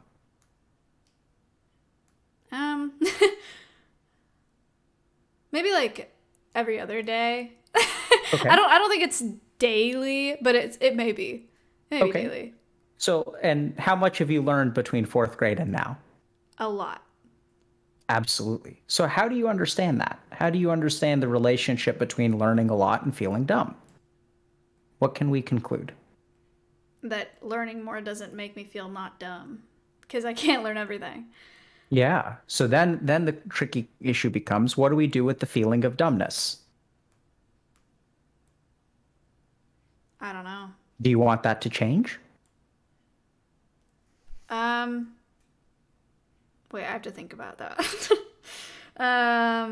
Do I want that to change? It's my primary motivator to learn, I think. So I don't know. If I Good wanna, answer. if I want to not feel dumb. I mean, there's times where I don't like feeling dumb. I hate Sure. feeling dumb on stream. But So we get to an interesting issue here, okay, Maya? So I'm gonna highlight this again.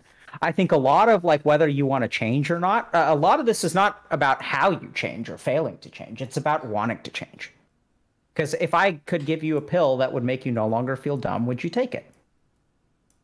No, I think I'd be a dick if I took that. I don't want to be like a knower. I don't want to be a person that just like thinks that they know everything. Okay. If I could take away the feeling of being dumb. Then yeah, no, that'd probably be good, I think. I don't know. I don't know.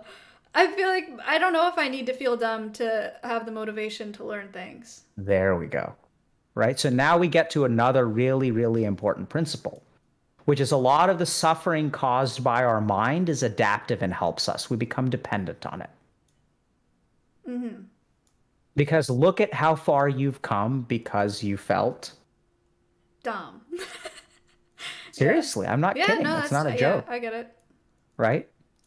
Right, Because it's like, look at how inadequate you felt in the 4th grade. right. Because it's kind of interesting because you say that I wasn't in any advanced classes. Like that doesn't mean you're dumb. It just means you're normal, Right. right? And even then it's like, and so like this has been your driving force to like, you know, carve out your niche, get an A+ in horsemanship. When my noob friends are like still in school with their head between books, like I'm going to be out there like saving the world and doing endoscopies on emus, bitches. Right. I'm gonna be someone, Yeah. right? And you are someone, and you've become someone, and yet you carry the feeling of dumb with you. And I think this is all like feels related to me because it's sort of like I get the sense that if you miss out on an opportunity, you don't have faith in yourself to be able to recover.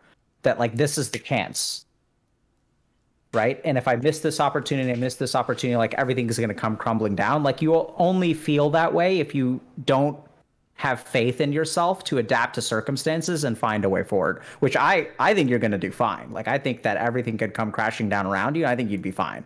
It'd be hard psychologically, but I think that your actual commitment to your mission will find a way for you to make a difference in the world. Mm-hmm. But I think what this is going to be terrifying, but I think you have to be okay with being dumb. Mm-hmm. What do you think about that? Yeah, I mean it's true. I have that in. I don't know how to make this not a tangent. Make it a tangent. Tangents are great. Okay. So when you work with animals, there's one of the things that I say all the time. I use the word knower, as I feel like there's learners and there's knowers, you know. And for some reason in the animal industry, it's super prominent, like who's a knower and who's a learner. You just get people that have been in it for 20 years, 30 years, 40 years, whatever. And then you have these new people or younger people that are just really bright-eyed and really passionate and are just learners and they want to learn everything. And they end up getting shut down by the knowers, and then those kids burn out. I've seen it since I've started working in animals. I've seen so many burnouts at every single facility that I've worked at. I've seen a burnout. And so when I'm leading people at the rehab center, because I'm on the board of directors at the rehab center, so I do volunteers and stuff like that. And I always tell them, like, don't ever feel dumb, you know, like it's asking as many questions as you want, you know, like we're all dumb. Like we don't know what we're doing. We're like, I'm still learning all the time. I still have to call people all the time and ask questions about these birds because I don't know this and I don't know this. Like I preach that. I'm really annoying about it. Annoying is not the right word, but I like hammer it in, you know. It's the same thing at my facility. I tell people who are helping at my facility, like none of us know what we're doing. So like ask as many questions you want. This is why I didn't want to make it a tangent because I forgot what your actual question was. I think it was perfect. Okay. So trust in the connections that your neurons make. So what I'm hearing from you is that there's a certain Maya who's actually confident in herself and is therefore okay being dumb. And then there's another Maya who's not okay being dumb because she actually doesn't believe in herself. Right. So she has to be smart. Mm-hmm. True. Yeah. and then we kind of come back to like, which one do you want to be? The first one. Okay. Ideally. So this is good because I think I've asked you a couple of times if you want certain things. Do you want to Sure. be less toxically productive? You said no. You know. Yeah. Do you want to be stupid? You said yes. I want to feel dumb because it's what drives me forward. And I think now we've hit a point where like we can get on the same page about like what you want, which is to recognize that actually like feeling dumb is completely independent from the acquisition of knowledge. And that actually, if we really pay attention, most of your growth has come out of places where you sort of admit your ignorance as opposed to try to fix it, right? Like there's a difference between learning to not feel dumb and like learning for the sake of like wanting to understand something. And I think the real challenge, Maya, for you is that you have so many different conflicting things that coexist, that you can be proud of yourself. You know you have your niche. You know you're good at what you do. You know that you're making an impact. You know that every time you sort of support a learner in the face of knowers, you're actually having a profound downstream effect on conservation. Right? So, and this is where I think, like, frankly, you got to let go of all of this, like, I need to do it now. Otherwise, like, you know, dogs won't be able to eat dinner tonight. Because I think as someone who's just a little bit older, and I got to play the I'm older card on you now, which is a card that I generally hate playing, but I'm gonna play it this once. We'll see how you receive it, okay? If it works. Sure. But I think, Maya, the amount of impact that you're having, it's arrogant for you to think that you know what impact that you're having, and that's like cutting back a little bit is going to have such a profound impact on the world. Like you just don't know. Right? Like you have no idea how much these little conversations that you have when you're volunteering with someone who's like excited about conservation, like that can have such a huge impact on thousands or tens of thousands or hundreds of thousands of animals' lives. Right. Yeah. So how is the I'm older so I know better card playing with you? No, it makes sense. What do you think about that? And I think at the end of the day, I mean, I think it's okay to be dumb. It's okay to be inexperienced, and everything's not going to come falling apart around you. What do you think about that? It makes no sense. I think that it is fine for everybody except for me. because I'm running my own nonprofit, so I feel like I need to be the person that knows, you know? Nope. Yes and no. Okay. So I think, do you think if I made that statement to you before you launched your nonprofit, you would have said something else? Before I started streaming, I would have agreed with you, I think. But since you've started streaming, you no longer agree. Right, I think so. So that's interesting, right? So I think you have to pay attention because your mind will come up with any justification. The justification will change. Mm-hmm. And so that's okay. So, you know, what's it like to be the person who can't slow down? I don't know. I'm proud of it, and it's a lot. I do feel like there's a lot of things that I'm missing. I mean, I still hang out with my friends and whatever, but I am not... I feel like I still could be living like a college kid and just like doing whatever I want and like enjoying my life. But I am enjoying my life, but I'm not chilling, you know, and I never will be ever again, I don't think. Well, it sounds like you can't really afford to live a college life. Right. I mean, it sounds like the work that you're doing is more important. Yeah. Yeah. So I don't know, it's a good and a bad thing. I mean, but net positive, right? Yeah, net positive. So what choice do you really have? No, I mean, I'm not going to change it. So I guess this is like, I don't know. Yeah. Now I feel like I've just wasted your time because we just came back to, I'm not changing anything. So what's the point? I don't know. I don't know. Do you think this was a waste of time? No, I got a lot of good things from it, but it's also not like, I'm not leaving with like a big, like, I'm going to do this, this, and this, and make this change and then be better. Like, it's much more abstract than that, which is good. But I don't know if that's what you, like, go for. you go for What do you different think? things. I think you probably don't care. Or not that you don't care, but you're like, I don't think that you thought it was a waste of time. Why do you think I don't think this was a waste of time? Well, one, because you're polite, and two, like you wouldn't be like, yeah, wow, you just wasted my time. But no, we talked about some cool stuff. I made some cool connections in here, and I think I felt bad about the toxic productivity thing more than anything else until now. I don't love it, but I also realize that it's helped me a lot instead of just being like, why am I like this? So that's a good thing. Do you think that I want you to change? No. I don't know, do you?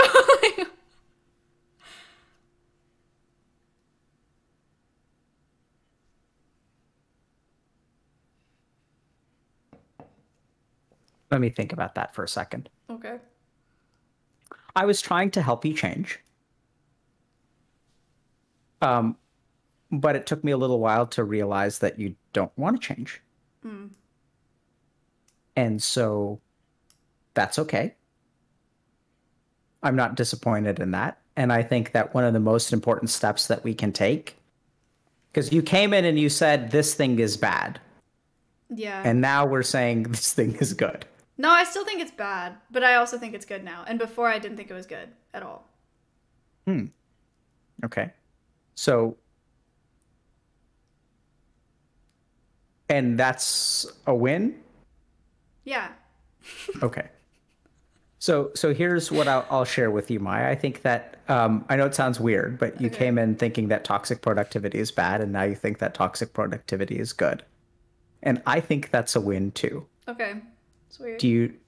And there's a simple reason for that, which is you can come in and say, I want to change. And then I can try to help you change.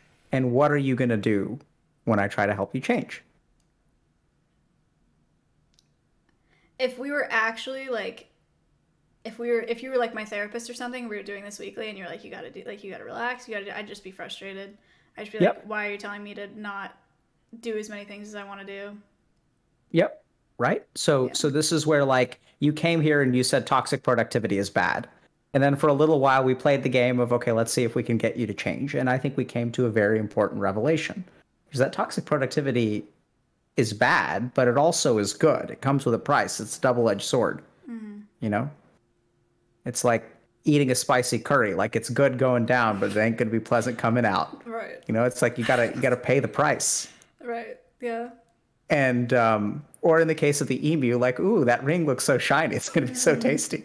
Yeah. It's gonna help me digest. Consequences. So I think, oddly enough, Maya, so like the first step is being aware of like what something does for you, right? Because I think if I had tried to make you change, then you would have just pushed back over and over and over again.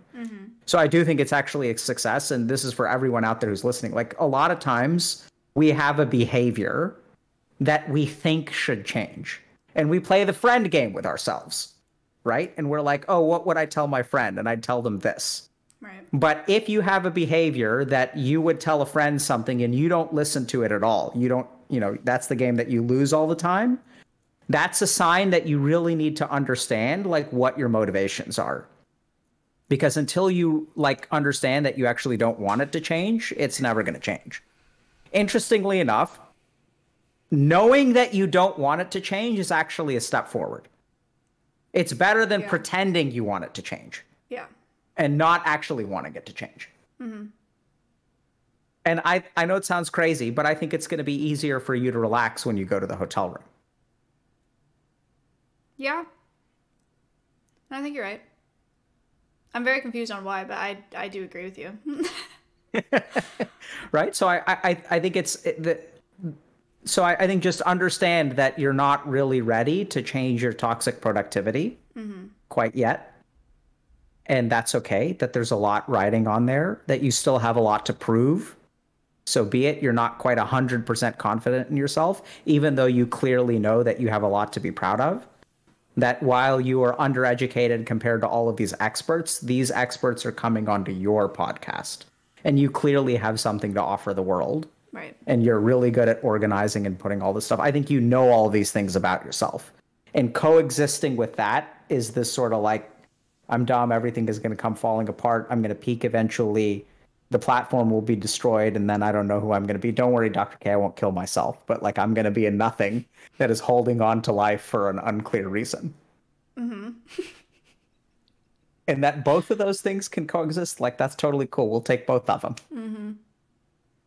What do you think about that? Yeah, I think that makes sense. I don't have very much to say about it, but I do, like, I am understanding what you're saying. Yeah. But if I elaborated, I'd just be repeating back what you said, so. I get the sense that we're wrapping up. Yeah, I don't know. I don't have other things to talk about, really.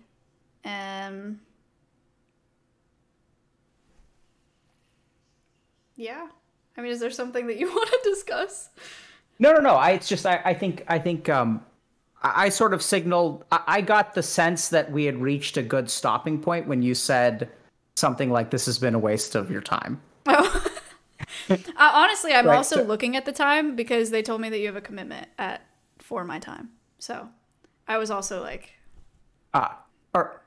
Yeah. I mean, that's my commitment to manage. okay, You don't have to worry about that. yeah. But good luck with your stuff. I mean, do you want to tell us, like, is there somewhere that we can go to learn more about your work or anything like that? Yeah, in my chat you can do Command Alveus if you want. It's ALVEUS Sanctuary on all platforms. So we do have a Twitch channel. We haven't done anything on it, but Twitter, Instagram, TikTok. How did you come up with the name? It's not a direct translation, but it's reservoir in Latin. And my thing on my podcast is always saying that Twitch is an untapped reservoir for doing good. So That's cool. yeah. Well, thank you very much for coming on. Do you have any questions for me? I don't mean to boot you or anything, but I sort of feel like we're at a good stopping point and we've learned something today and that it may be a little bit easier for you to relax. Yeah. I don't think so. I don't think I have any questions. I do feel bad. I feel like I was like, I just like walled you. Like, I feel like you were trying to help and I was just like, I got it. Like, I'm good. I'm just going to keep doing what I'm doing. But I don't know. I need to think about it more off stream, probably. I think it's okay to do that. Okay.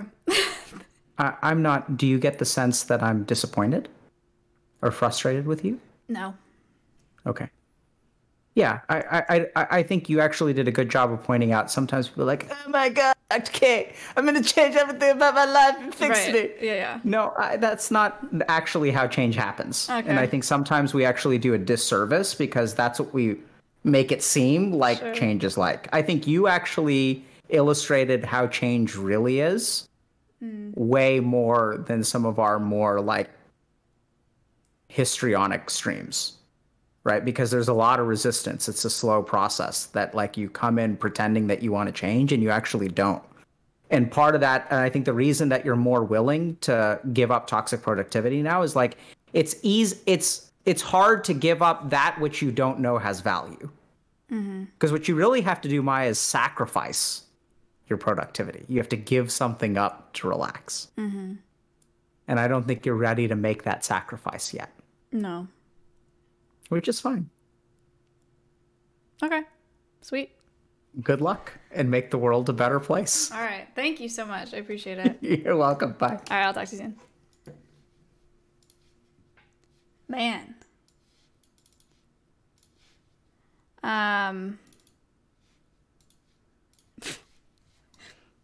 Do you guys understand why I feel bad? Tense convo? I don't think that was tense. Yes.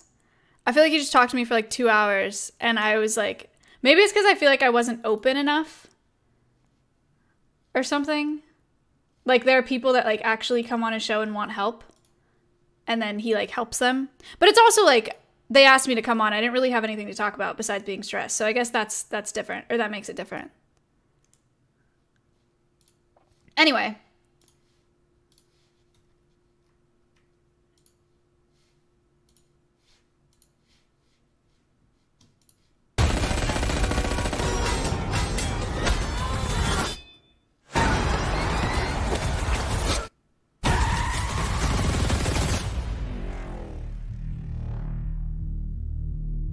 Every warrior That was cool. has a beginning.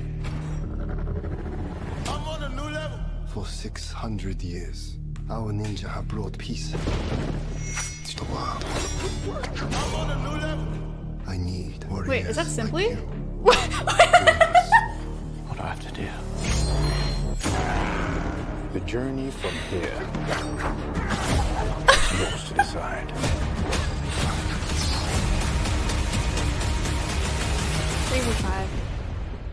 But that is just the beginning. I'm on a new level. Simply. I'm on a new level.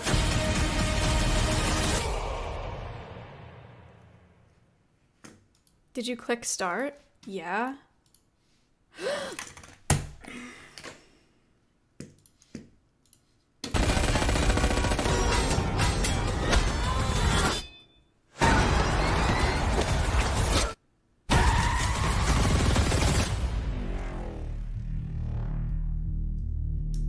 Every warrior has a beginning. I'm on a new level. For Simply. 600 years. Is that Our Simply? ninja have brought peace to the world. I'm on a new level. I need warriors like you. Join Joyce us. the Prophet. What do I have to do? The journey from That was cool. here is yours to decide.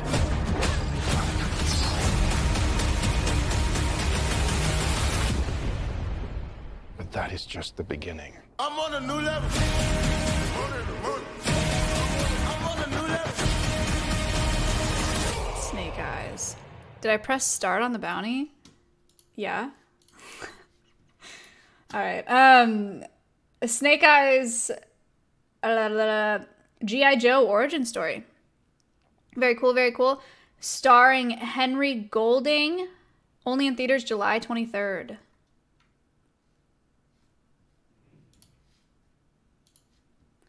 My food has been at the door for some time. I'm gonna go grab it and then we can watch like a doc or something.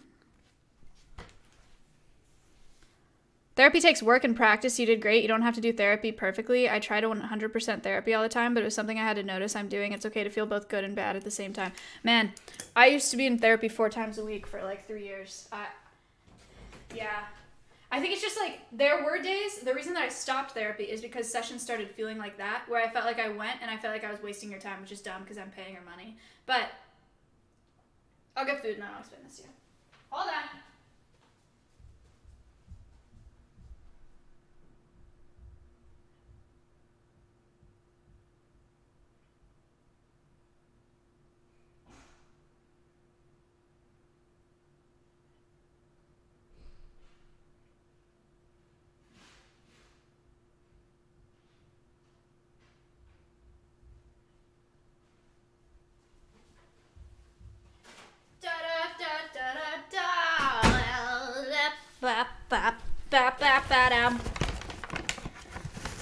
Spaghetti!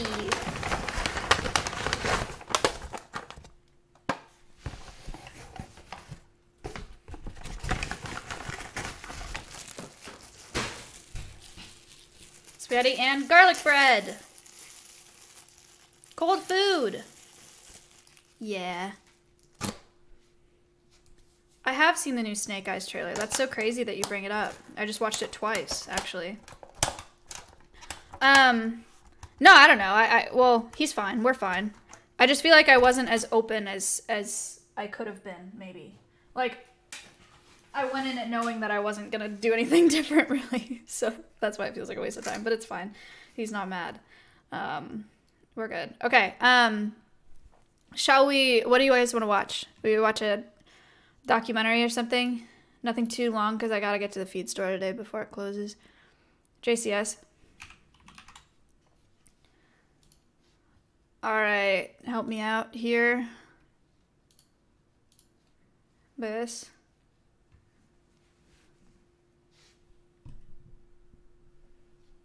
Pick one. Please?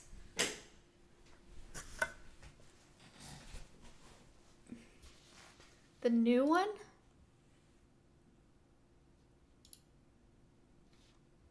What?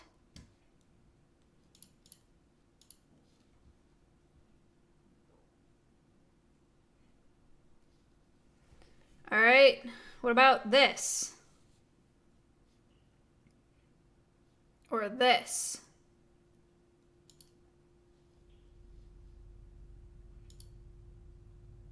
We've seen this one?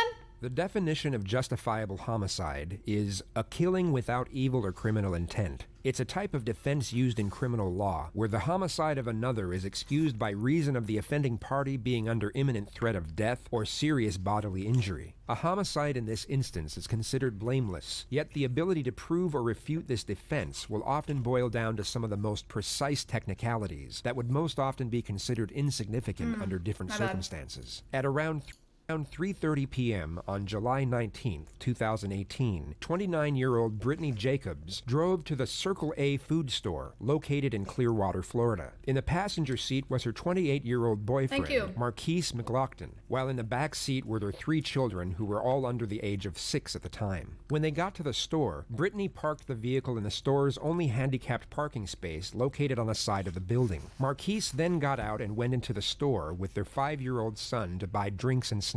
Roughly 90 seconds later, while Brittany was still inside the vehicle, 47-year-old Michael Draka pulled up in his Toyota and illegally parked alongside her. He got out of his truck and started circling the young mother's car, looking for a disabled parking placard. An altercation ensued after 20 seconds, with witnesses inside the store reporting they heard a loud and aggressive argument between a male and a female. Marquise exited the store 75 seconds after the start of the confrontation, approached Draka, and forcibly pushed him to the ground. Exactly 2.5 seconds after that, while still on the ground, Draka pulled out a .40 caliber Glock pistol and fired a single round at Marquise, who then ran back into the store and collapsed in front of his son.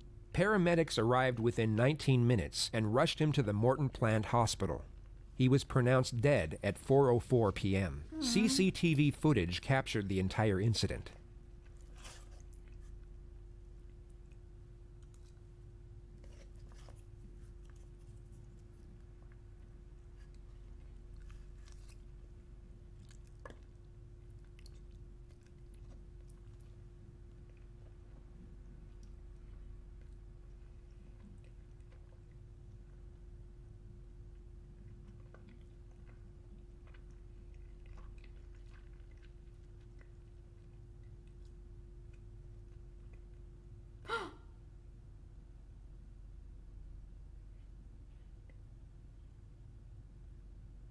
Following the shooting, Draka reportedly put the gun in his SUV as he waited for law enforcement to arrive. He cooperated with deputies at the scene as he was placed in handcuffs, and then transported to the North District Station for further questioning by detectives.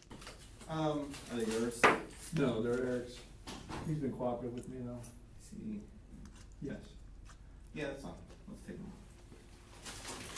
off. Hey, we're gonna take them off. You're gonna be cool? Oh gosh, yeah. Okay. I don't know you. I don't know nothing about what's going on. I know. You have my absolute word, sir. Okay. Detective? Yes. You have my word, detective. Here you go. Welcome. Anything else right now? All right. The same type. We'll do this as quick as we can. Okay. If you're holding your arm, is it hurt or something? Yeah, it's starting. Everything's starting to get sore. Where it hit me from behind No, and where I landed. That's all. Everything's. Is anything broken? No. Torn? No. Okay. All right. Straight up. Okay.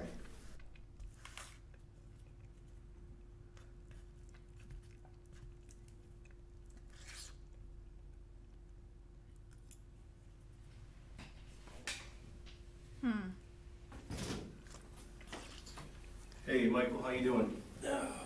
I'm Detective Upton. Left hand. Left hand, okay.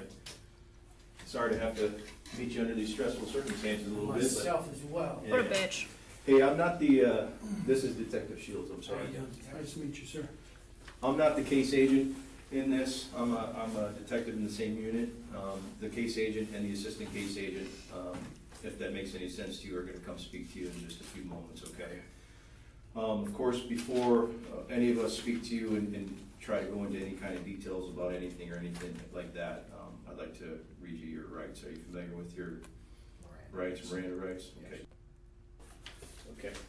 Okay. The reason we wanted to do that first, you know, of course, we don't want to talk to you about anything. And again, the case agents are going to come in here in just a few moments. It's my understanding that your vehicle was still, It's not a problem. it's at the store. Right by my house, so Okay, that's fine. okay. We have it all cordoned off, it's safe and all that kind of stuff. Yeah, I'm not worried about that parking lot, really. Okay. I never have. That's my store. I go in there every day. You guys just live right around the corner? Right around the corner. Okay. Would you be willing to give us consent to go inside your vehicle and just for documentation purposes and that kind of thing? Okay? Yeah. We'll be with you momentarily, okay? Yeah, no problem. It's gonna be two other guys, not quite as handsome as me, but they'll be in here in just a minute, okay? Don't let them hear that. I killed somebody. Hey, partner. Watch out. Hey, my name's George Moffett. This How you is doing? what you remember? Gentlemen. You've been sitting here for a while. You mean to use the restroom or anything? Yes, please. Okay. You get enough water and everything? Yeah, I'm good, thank you. Mhm. I need to get rid of it. Yeah.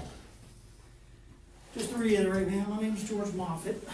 All right, we're just here at the Pinellas County Sheriff's Office North District Station. Today's date's July 19th, 2018. We just want to talk to you, reference today's shooting. Just go through your kind of day, like right before you get to the store. Oh, just coming back, going home, stopping at the store first, and then right around the corner to home. Where do you live at, sir? 1116 Charles Street. Leaked! Are you employed, sir? No, sir, retired. Okay. Good for you, man. Well, it never lasts.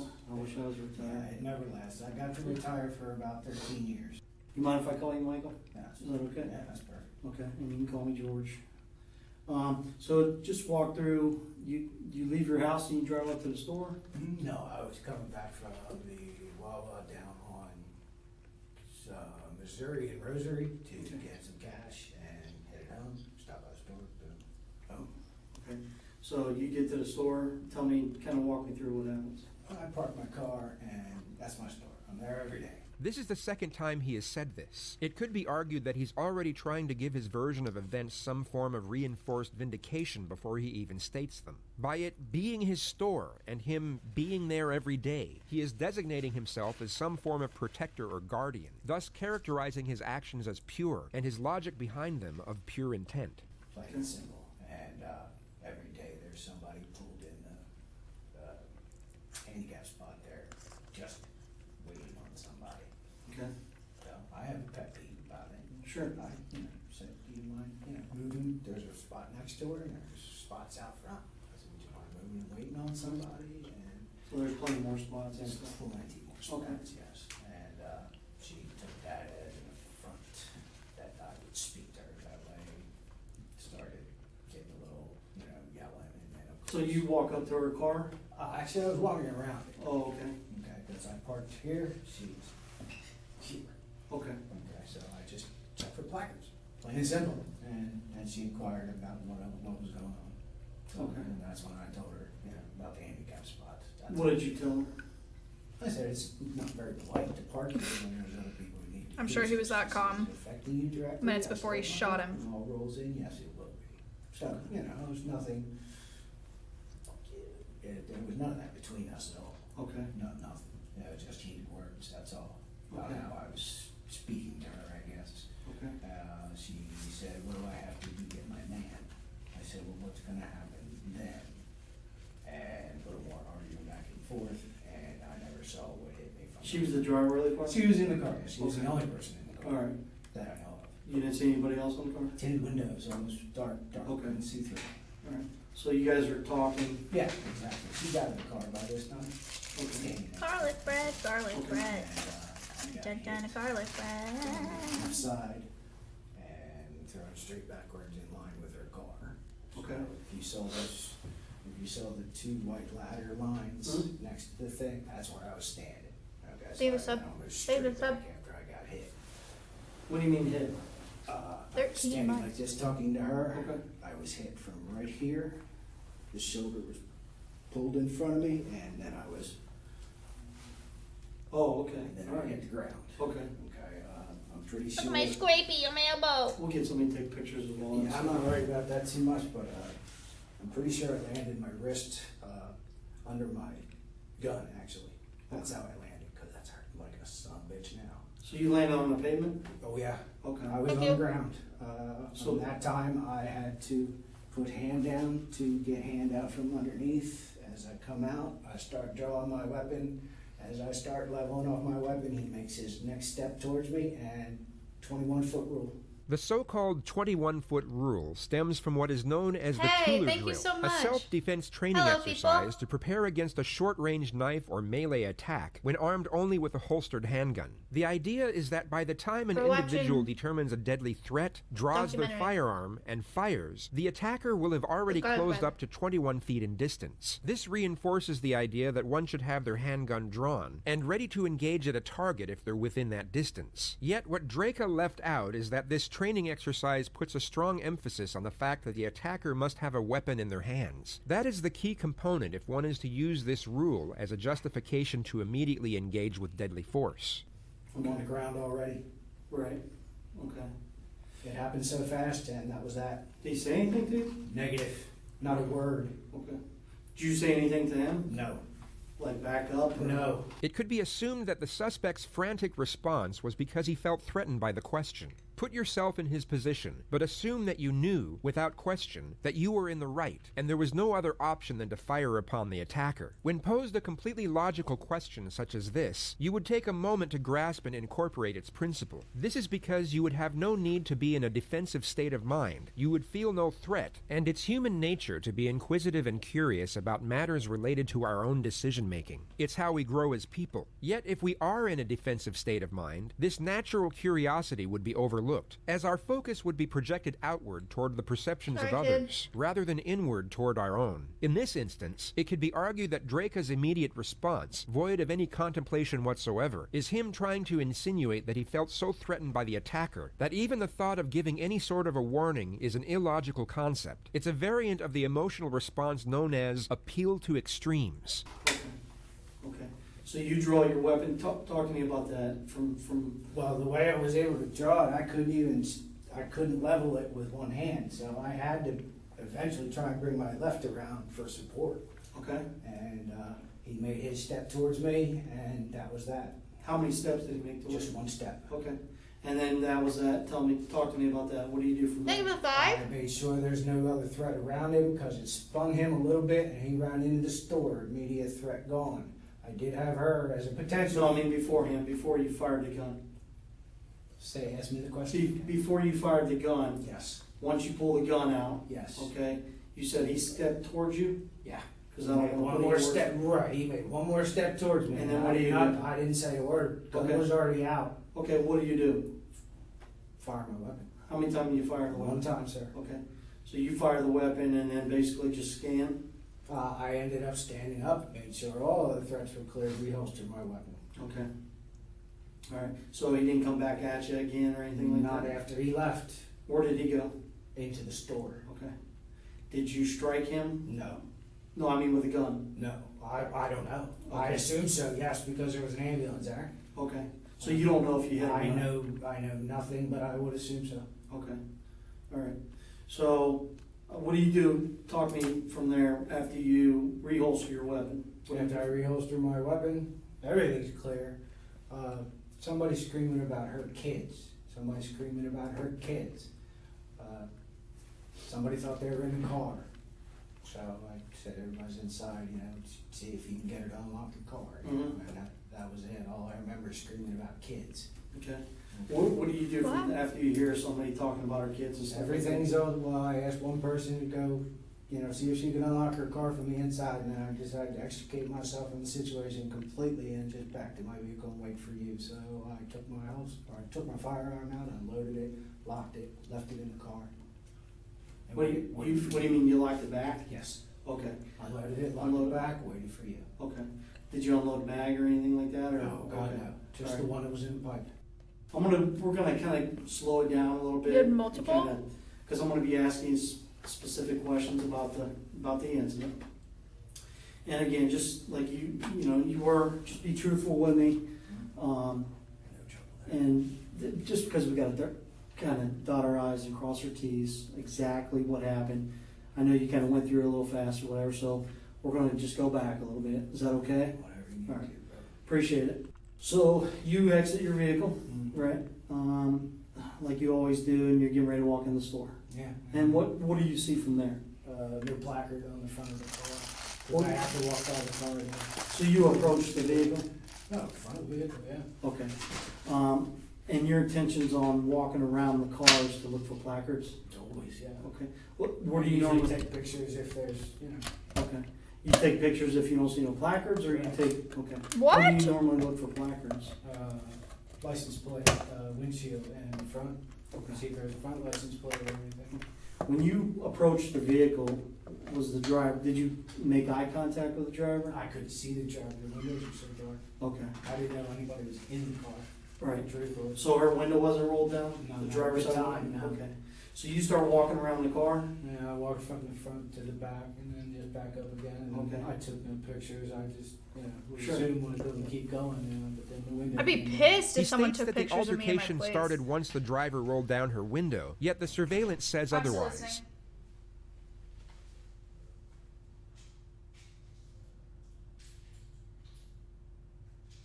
The prosecution stated that the suspect spotted the driver through the windshield and engaged with her at this moment.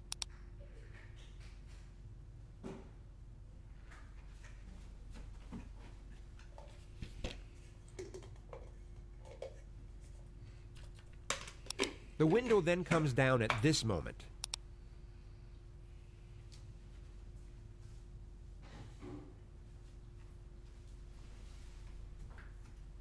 Was the car running? I couldn't tell. It's so quiet. Okay. These damn cars. It doesn't sound anything like mine, which is like. So then when you come back around, is the window rolled down at that point? No, only after I get back up in front and she was on my way into the store and she asked me, So she rolls her window down? Yes, sir. Do you make verbal contact with her first, or did She made verbal contact with me first, and what I was her- explained what I did. She asked me what I was doing, of course. Okay, so And- she asked you what? What are you doing? What are Walking you around my doing? car? Yeah, I And said you said I'm looking for handicap placards, Okay. And then I didn't say, well, what's that matter So- to you? okay. So when she rolls her window down, she says, "Hey, what are you doing? How far are you away from the car?" To the front of the car. Okay, so you're standing at the front. Yeah, about the front of the car, which is the Are edge you of on the the curb? sidewalk. Yeah. Okay, so you're on the sidewalk. Yeah, I'm not exactly in front of the car. I'm on the sidewalk at the front of the car. Okay, so after you start talking to her, do you approach the driver's side of the car? Yeah, just of course I don't want to yell back. and Right, forth. that's understandable. So how far do you approach the vehicle? Distance-wise, approximately.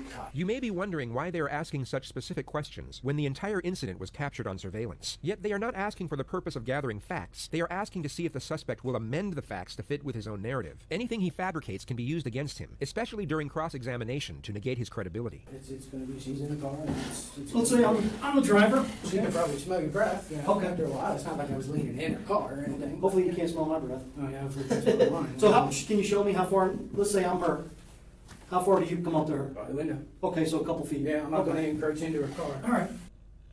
So you guys are bickering back and forth. Next thing you know, you get pushed? I'm blind. Pushed nothing. Tackled. I'm blindsided, dude. Okay. I'm on the ground hard. So he shoved you pretty hard? No, for what it felt like is he come running at me. Okay, like full force? Dude, I haven't been hit like that since I was in my 20s. Okay, all right. So he shoves you to the ground. You fall to the ground. Correct. Okay. Slightly, dude. Not very. Slightly. Okay. Do you hit your head? Don't know. Don't feel anything. Okay. Don't know. So you don't know if he's he's sideways like this. And literally just landed under my gun. Okay, so I landed on my wrist on my gun. Okay. Had to reach over to extract my hand. To push yourself back. To push myself up off of that. And as I'm reaching and pulling around, He's not standing fat. in front of me. As I come up, he's taking a step towards me. Okay. Now let's discuss that. If you don't mind, could you sit on the ground real quick for me? That's where I was. I don't want you to hurt it. No. Okay. We do. So you're on the ground, right? I'm on the ground like this. Okay. How far is the guy away? Front of the car. He's at the front of the car? Front of the so he's on car. that sidewalk kind of curb area? No, he's in front of the car, off the sidewalk. Okay. Right on the edge? You got it. So how far do you think he's away from you? I might have been right at the edge of the back of the front door. Of the car? Correct. Okay. All right. So he's up by the front tire? He's up by the front tires. No, further than that, man. Further than this? Further than that. Okay. I was back further. He had to be further than that. Okay. So he's about this far? Yeah. Maybe even further? And as I come up this way, because I have to come up off my hand, all right, I bring the gun out with me, And as I'm coming back this way, I can't support it, so I hit this. Okay. And as What does he do? as I come out like this, he's taking his step. Okay. Taking a step? Taking his steps towards me. Okay. So let's look at the footage.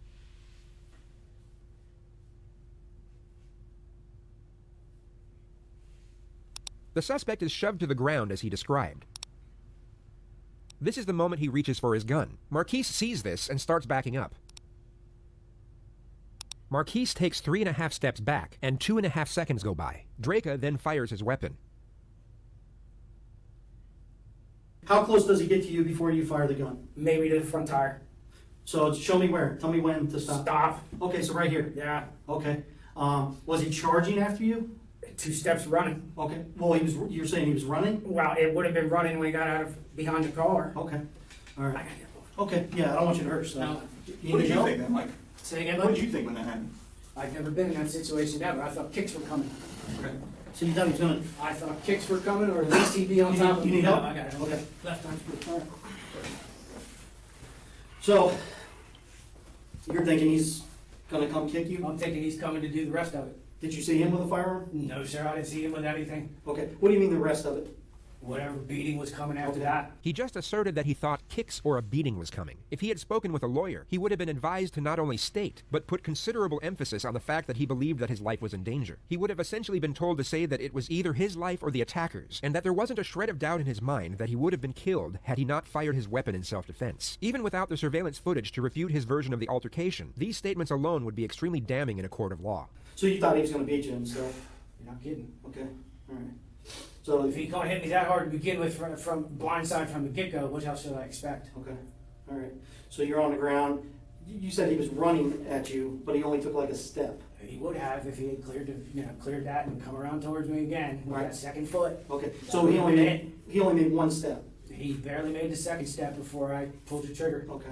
What kind of gun you got? Glock 23. Okay. Why do you think the guy's gonna beat you? Because I just got blindsided out of nowhere. Why? What else would I think? Oh, I'm just asking. Just Yeah, I've never been in that situation before. First thing I think if I'm getting hit like that, somebody coming at me for more. Okay. What did the female do at that point? The female just started screaming. Was she in the car or out of the car? Out of the car. Okay. She's screaming that you just shot him, or? I'm pretty sure, yeah. Okay. You just hear her screaming. Mhm. Okay. I'm not paying attention to her anymore because I moved away from her. She's not a threat to me anymore. Okay. All right. Let me ask you a question. You mentioned early that you asked Mustafa about video and stuff like that. Correct. That do you think the video would show him charging it or running It at you? should. Okay. There should be an angle right on that parking spot. Okay. What happens if I told you that I looked at the video and at no time and point does he come running up towards you? He actually takes a step back. I would disagree. Okay. I'm just asking. Yeah, Okay. I would disagree in a heartbeat. Okay. All right. So you said after he runs in the store and stuff like that. Why would I be checking your Did you see me logs? hit? Oh yeah. Yeah. Where did Absolutely. it come from? If you don't mind me asking, where did it come from? Yeah, we'll get into that. But did she walks around the vehicle? Does she go anywhere? Do you see her go anywhere? She went to the front of the store. She was inside for a while. Then she got in and moved her car. Okay, so she came back outside the store. She did. Did you guys have any discussion? The only thing I said to her was somebody's trying to see if you've got keys for your children. Okay. Did when the gentleman before you fired the gun, did he make any threats towards you? I never he heard a pushed you? word. Okay, so he didn't say, "I'm going to kick your ass." I never heard a word of anything. Let's kind of back up because I'm just trying to understand. That's embarrassing. Excuse me. Before you shoot him, okay, and he had already shoved you, right? You said you thought he was going to come kick you and basically finish Have you the ever job. considered Yeah, if okay. you were a Did you hear him racist? make any statements? Negative. He never made a word. Okay, until like I I'm fired. coming to. I'm Never coming to said a finish. word until I fired, but then he never said a word when he dumped me either. Right. So you never said. What No, the hell, sir. dude? Okay. So you guys don't have any type of. I barely even saw the man. No, I mean after he pushed no. you, you were on the ground. There's You're trying to get to your sidearm. no talks between. LOL. Okay. Okay. You don't ask him what the hell, dude. Fair. Why'd you push me? No. Yep. He doesn't make any statements. I'm gonna come kick your ass. Negative. Okay. Didn't say a word to me. So he made no threats that he was gonna come finish his job. It was an assumption, definitely. Okay. So you just assumed he was gonna come do that. Any smart person would. Yeah. I mean, okay, I get it. I understand it. So, and then you shoot him, just one time, correct? One time, sir. Okay.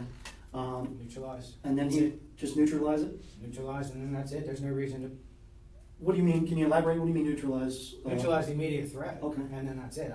No reason to go overboard anyway. Sure. Okay, I get it. And then he runs in. I shoot to save my own ass, and that's that. Okay. Do you understand that? I mean, does it ever go through your mind that when you're going up and talking to these people and informing them of them being parked in a handicapped spot, that they might not take that right? That this might go sideways a little bit? Well, sure, but that's why I take precautions as well. Like what? What kind of precautions? I'm a very careful person, and I have a permit. He has just stated that he was fully aware beforehand that a serious altercation could have arisen from his actions, and then justified these actions on the grounds that he was carrying a weapon. He has essentially just tried to condone the provocation of a potential violent encounter because he was protected, showing no consideration for the safety and well-being of others. It could be argued that he gave no thought to the potential harm said provocation could cause anyone apart from himself. Okay. Do you think you'd go knock on these people's, or I shouldn't say knock on these people's Yeah, doors. I Do you don't think you'd go confront them? anyone right I mean, to their it's, face. It's approaching, so we use the term approach instead of confront. Okay, but it is up to the person who's in the car to actually confront. If you go up to somebody and approach them, they could take that as being confrontational. You can't really interpret how that they're would going to make take them it. confrontational. But if you go up to somebody and you approach them about being parked in a handicapped spot, do you think you'd be willing to do that and take that risk if you didn't take these precautions? Because you don't know how people are going to react. I've been carrying a gun most of my adult life, so I can't really answer that in a way that would satisfy you. Okay. You know Well, I what mean, would you approach these people if you didn't? Once again, I don't know. I would have to say yeah. Okay. But I wouldn't know because, like I said, You always carry? I've always carried a firearm. Okay. Since how long? How long have you carried it? I was 22. How old are you now? 48. If, let's say on the video, I watch a video, whatever, and he doesn't approach you or make any steps towards you like you indicated. Exactly what I saw. Thinks I'm a Okay. racist So you because a saw guy him come pushes someone towards with a you. gun. Okay. What happens if he Push didn't somebody, come gets towards shot. You, would you still Hell fire no, around? there's no reason to. America. If he's retreating, then I don't need to use my firearm. What if he's just standing still? I still don't need to use my I didn't say you were a He has racist. I just said, have removed you a ever potentially strong considered? argument from a defense team. Upon reviewing If you the are surveillance a footage, the defense racist. could have asserted that the defendant was still in considerable fear If of you his life, haven't, even though the suspect was retreating. you This may. could have further asserted the argument that his actions were not the result of malignant say you were anger, but racist. rather the result of irrational fear. Did you see, when you saw this guy, after he pushed you, did you see anything on his face? Did you see any facial expressions or anything? Negative. All No? I saw was a man trying to do me. What were his hands doing? Did you see that? I have no clue. Okay. Were you able to see him? Were you able to see the guy's hands? I didn't see his hands per se, and I didn't see his face at all. I don't know what he looks like. Could you see his legs, his feet, anything like that? I might have seen his legs. I know he was a black guy. That's it. Or Shut the maybe his fuck up, arms were Riz. short. Could you see anything he was doing? Stupid. Watching his feet, watching his hips. All right. So if he was standing still, you would have seen no reason to No, pull sir. the trigger. Okay. If he hadn't twitched, I never would have pulled that trigger. When that gun was out, did you make a decision to shoot when you pulled the gun out, or was that Negative. decision made afterwards? Negative decision I made as soon as he moved. Okay. Did you remember having time to think and process No things? time to think. But you As had soon as made- that gun was out, the twitch goes. That's it. Okay. But you said you actually pulled the gun out before you made the decision to shoot, right? Well, I'm not pulling it out with the intention of pulling the trigger. Okay. Okay. Now, If I come up on target and I need to shoot, I'm shooting. If you would have pulled that gun, between the time you pulled that gun, if you would have been on your back and you pulled that gun and you had it on him, if he would have been standing still, do you think that trigger would have gotten pulled? No. Did you have time to really look at him and tell that he was coming towards you? The feet said he was coming towards me, and Okay. so did the hips. What kind of twitch was it? The hip twitch.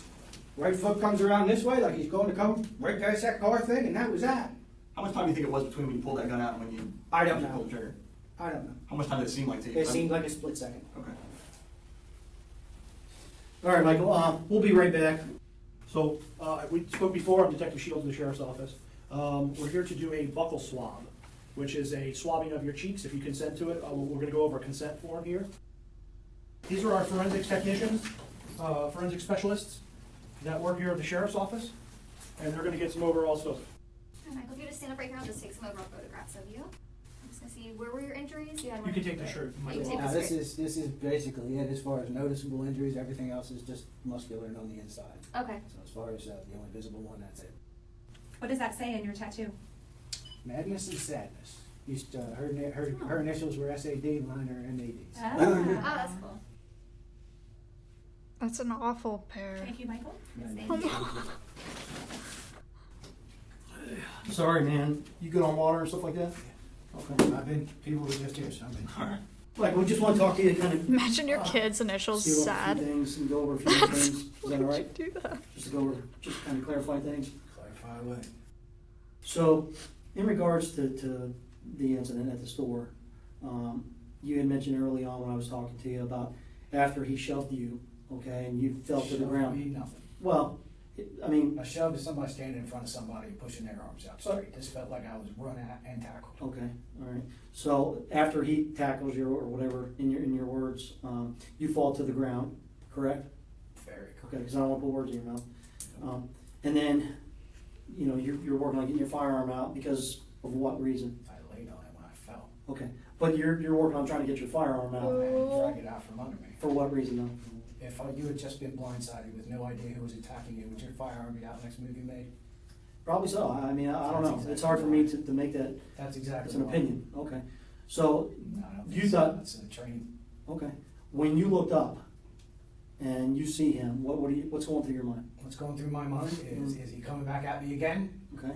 To do what? What did you think he was going to do? Thinking he's going to finish what the hell he just started. Okay. And to you, Push me what again. do you mean? Kind of elaborate a little bit on the finishing. I have no clue because he didn't do anything. Right. I can't elaborate on something I don't know about. What do you think he was going to do? No clue. Come after me again. That's about it. What he would have done is just pure conjecture. All right. So did you think he was maybe going to get physical with you? Sure. Okay. In a fair fight, you think you can take him? Negative. I do not fight. Never have been a fighter. Never? Never. Ever? Ever. Alright. I didn't even fight in school. These statements were used by the prosecution to further assert his lack of consideration for the safety and well-being of others. As he stated earlier, he was aware that his decision to approach the vehicle could have resulted in an altercation, potentially a violent one. Yet he has just confirmed that he has no hand-to-hand fighting experience or training whatsoever, meaning that his boldness in the situation solely came from the fact that he was armed with a deadly weapon, thus making him highly inclined to using it when far less force would have sufficed. The prosecution essentially stated that he was willing to kill in order to prevent himself from getting moderately hurt in the situation that he initiated. No! Finish your job. What do you mean? I'm Finish just whatever trying- he started. I have no clue what he started and what his end game was. Right. Okay. I didn't talk about that. So that makes me believe to myself I need a force multiplier because I don't know what's going on. What do you mean a force multiplier? What is that? Exactly what you know what a force multiplier is. No, sir, I don't. If I did, I don't. I really don't. Well, a force multiplier is a sidearm. Anything Okay. other than your hand. Okay. All right, I got you. A stick. Some type of A web. force multiplier. Okay. You know terminology that we Think know. of the 4 months. I learned it from. You do a lot of I learned reading it or- from the. Yeah, I seriously didn't know what that meant. And I just want to tell you this, you know, just to let you know, the gentleman you shot is deceased. Thank you for telling me. Nobody else would give me word on that. So, I did ask. okay. Thank you for telling me. You got any questions for me or anything? Other than the stand your ground thing, and I did exactly what I thought I was supposed to be doing at that time, considering what was happening to myself. No, sir, I don't think I have anything else to say. Project Dude! time is about 2,200 hours. Interview will be concluded. Draco was released without charge as the investigation was ongoing, but was arrested 25 days later on August 13th and charged with a single count of manslaughter. During those 25 days, Draco was named as the accused aggressor in 4 prior road incidents ranging from 2012 to 2018, where he threatened drivers with a gun. 2 were male, 2 were female, including a young mother with 2 children in the car. He was interviewed by WTSP 18 days after his arrest. I just want you to tell me about yourself. Okay. I'm pretty much your normal, average, everyday person with average problems, I would suppose. Right. I don't know what everybody else's problems are, but you know, I've got money troubles. You know, we've got moving troubles. Right. But other than that, everything. Right. Take me back to, I'm going to call it that day. What kind of morning did you have July 19th? But were you working? Were you walking the dogs? Oh, yeah, you can't say that. I don't think this is really the right place to go into specifics about that day. Well, I wasn't talking about the actual incident of the shooting. I was just saying what your day was like. Cup of coffee. Normal, everyday What up, day, cutie? really nothing that. Saw the wife off to work. Yeah, nothing He does too have a surprising out punchable of face. any I'm other not time. like a. I would never Everybody punch involved somebody, with but this case. yeah, I a would lot get of what people you're involved saying. with this case have spoken up. Mm-hmm. The sheriff has spoken out. The prosecution has spoken out. The McLaughlins have spoken out. Al Sharpton has spoken out. And we Yeah, felt Danny, that I it think was so. necessary Also, I think he was to saying hear it from like his the person perspective. at the center of this case. The McLaughlins have been very, You very break your hand if you punch somebody. hard and You want to descriptive bet? about you as a person. Is there something that Come to Austin. you could say to them that might get some clarity about who you are or how you feel? I really don't think this is the right place to talk to the family directly. Right. How many dogs Make do it you a have? stream event. Yeah, what kind are they? Maya punches Fat King 72. It seems like this is striking a chord with you. Do you? Yeah, I don't miss my girls. Miss my girls. All of them. Yeah. Is there anything in your mind that would change now that you have a chance to look back? Is there anything you would change with what happened, how it happened? Is there anything that you would change, or I'm sure you had time to think Swear about to God. Sure. I've had plenty of time to think about it, but as far as changing anything as events, Right. is what you're... Right. I don't see... I really know not What off a the top of my head. Fucking People that idiot! come down to speak about the events and things of that nature, and they get the feeling that there might be a racial overtone Oh no, cutie. to this incident. No, there's almost no way of that. Almost number no one, way. My upbringing really prevents that from coming out of me ever. My parents weren't that way. You know, it was always try and get along with everybody. Green eggs and ham. You know, everybody's different. And I grew up during desegregation, not segregation. Okay, so it's not like was sheltered from other cultures or races. You know, from a very young age. And my professionalism beyond that prevents me from saying stuff like that anyway. So I can look you in the eye right now and ask you, Yes. if you are a racist, what would be your answer? No. You do not hate black people. I do not hate anybody. He was released from jail 1 month after this interview on a $100,000 bond. His trial began on August 19th of 2019. One of the most high-profile trials in the Bay Area will officially get underway. Michael Drake's attorney will argue that Drake fatally shot Marquise McLaughlin in self-defense. ABC Action News reporter Jasmine Stiles joins us live now from Clearwater with a breakdown of the jury. At 8:45 this morning, That is not prosecutors what I and the defense expected her will give their to opening sound like. statements to 6 jurors. We know that they are mostly white, and none of those jurors are black. It took about 2 days to whittle down the large pool of potential jurors. And watch his reaction when he finds out in the interview that Mr. McLaughlin had expired. Oh, come He's not on. celebrating. He's not proud. He's not happy. He's just like, all That right. shows you that it wasn't his intention or his desire to take a human life. He did what he thought. What was he gonna be like?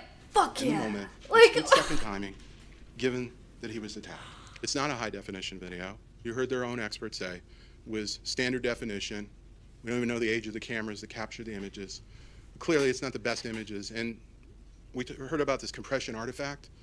You're going to see that there's some wavy lines when you watch the video in the deliberation room. You're going to see this little wavy lines over the shoulder of Mr. McLaughlin at one point, on the grill of one of the cars at one point. So it's not completely representative of what occurred.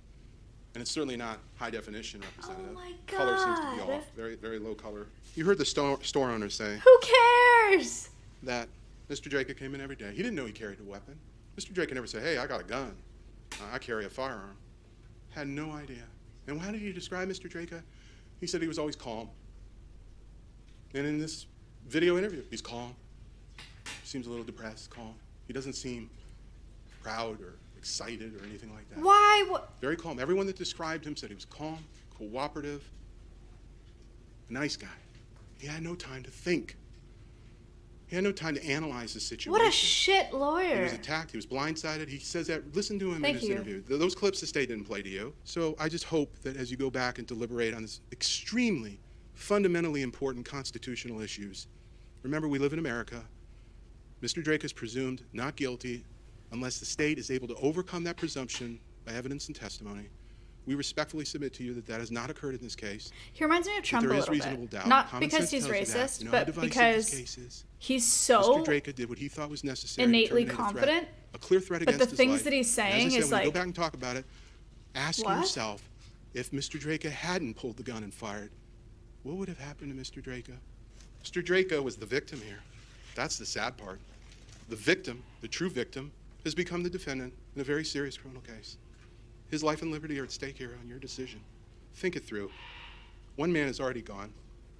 Do we want to take another man's life away from him on this kind of evidence when there's this kind of doubt in the case? Thank you for your time. What we have to do as the state of Florida is prove beyond a reasonable doubt that that defendant committed the crime of manslaughter. Now, what is a reasonable doubt? Here is a story that I tell in closing arguments. Admittedly, it might sound silly, but it's to demonstrate what is and what is not a reasonable doubt. So let's say that you're walking your dog at night, and it's Florida, of course, and you hear some thunder, you see some lightning, you smell the rain, you go to bed. You wake up, water everywhere. Okay? Beyond a reasonable doubt, it's been proven that it rained. Now, is it possible that a helicopter went over the neighborhood, go into some forest fire, dump the bucket of water over the neighborhood? Is it possible the sun's not going to rise? Okay? But that's not reasonable based on the evidence. The evidence is there was thunder, there was lightning, the smell of rain. When you look at all that, it's been proven beyond a reasonable doubt that it rained. And one of the most important things that you do not leave when you come into a courtroom is your common sense. So common sense tells you that it rained. Now, can you speculate this? So let's say that you have some kids in the neighborhood. Let's say there's 3 kids. You got Allison, you got Alyssa, and you got Timmy. Okay? And Timmy's the terrible one in the neighborhood, and he has the super soaker gun, and he likes to spray that super soaker gun everywhere. Now, can you speculate that he took that super soaker gun, went all around the neighborhood when you were sleeping, and sprayed water everywhere? Well, sure, because you can speculate about anything. But is that reasonable based on the evidence? Thunder, lightning, smell of rain. Absolutely not. That's not reasonable. So when you look at the evidence, now the evidence in this case came from that witness stand, and it's from all the exhibits up there. When you look at all of that, we've proven beyond a reasonable doubt that that defendant is guilty of manslaughter. To prove the crime of manslaughter, the state must prove the following 2 elements beyond a reasonable doubt. Number 1, Marquise McLaughlin is dead. No issue with that. Unfortunately, number 2, Michael Draka intentionally committed an act that caused the death of Marquise McLaughlin. Okay? So, did he intentionally shoot him? Yes. The way this case has been framed for you is whether or not this defendant was justified in shooting Marquise McLaughlin. But I'm going to frame it a little differently because based on the evidence, and really here's the million-dollar question. We've heard so much evidence, okay? But here's the million-dollar question you need to ask yourself. Was this defendant justified in shooting a man that came out to protect his family while he's retreating, while he was unarmed? That's the million-dollar question. It was the most perfect shot he could take. Hit him right here, traveled through his lung, through his heart, rested on the other side. The most perfect shot he could take. Didn't hit him in the toe, foot, knee, calf, thigh, stomach. The most perfect shot. Did he reasonably believe, as Marquise McLaughlin was backing up and turning to go into the store, that he was about to die? Because that's what that instruction says. Did the defendant reasonably believe he was going to die as Michael McLaughlin backs away when that firearm comes out? Did the defendant reasonably believe he was about to suffer great bodily harm? Was he about to be beaten to a pulp as Michael McLaughlin went backwards? Was he about to die? Was this defendant about to die or be beaten to a pulp when he took the first step back? Absolutely not. What about the second step back? Absolutely not. He's getting farther back. What about the third step back? Absolutely not. What about when he turns to go to the store? Absolutely not. And when you look at those still photographs, you'll see that Michael McLaughlin's foot is facing where he wants to go. And the only reason his eyes are on that defendant is because he's looking at the firearm that's about to kill him.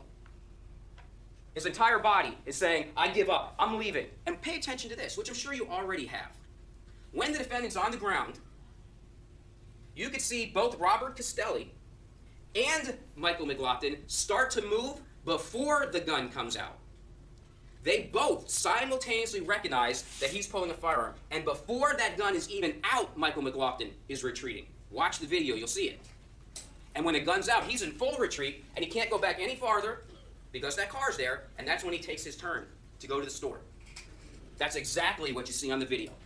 Michael McLaughlin is reacting perfectly to what happened. Now, can you argue that the defendant could have pulled out that firearm? Absolutely. We could even say that he was justified in pulling the gun. But that was it. There was no reason for him to shoot and kill Michael McLaughlin. It was over when that gun came out. So arguably, was he right in pulling the gun out? Sure, but could he have killed him? No, because he wasn't about to die. He's holding a firearm. He's holding the weapon that ends the whole thing. How could he reasonably believe he was about to die? He didn't. That's why it's not justifiable use of deadly force. You know what Marquise McLaughlin's guilty of? He's guilty of loving and trying to protect his family. And he died because of it. The defendant is guilty of manslaughter. Thank you. State of Florida versus Michael Draka, case number 1809851. Much more well done than the defense is, to be honest. honest. As the charge of manslaughter, we, the jury, find as follows as to the defendant in this case. The defendant is guilty of manslaughter as charged. Yo. Michael Draka's sentencing date is set for October 10th, 2019. The prosecution have asked for the maximum sentence of 30 years in prison. 30 years?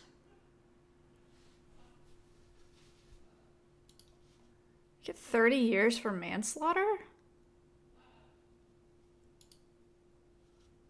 He only got 20?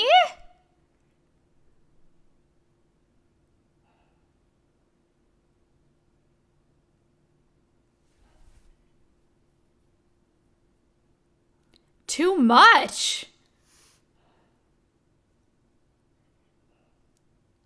What?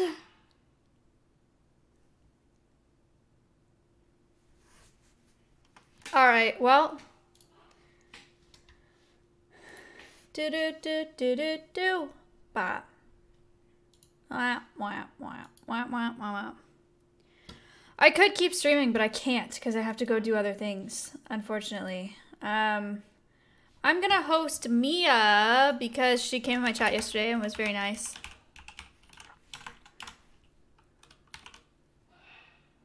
Second stream of the day. Good stuff. Tomorrow I take Ori to the vet very, very early to get his eye checked out, see if he still has vision in that eye. But I will see you on Friday at 2 p.m. CT for the Conservation Cast.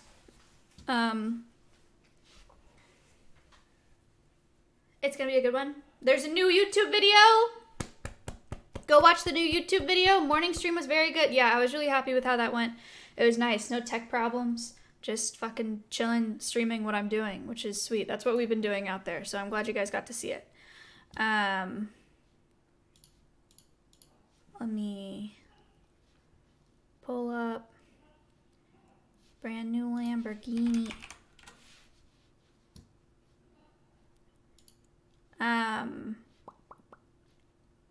We're talking to Simon Morgan on Friday at 2 p.m. CT. He is in South Africa, so there's that time difference there. It'll be evening for him, I believe, and he is a part of Wildlife Act. Saving Africa's endangered wildlife through informed, impact-driven projects, enabling broad-scale biodiversity conservation. So, pretty cool. No cringe tomorrow? No cringe in the kitchen tomorrow because I have to go drop off. I have to take Ori to San Antonio, so I will not be back by 11. I probably won't be back by, I might be back in the evening. I don't know. But, cringe in the kitchen, next one on Monday after that, so. See you guys on Friday. Thanks for watching. Bye.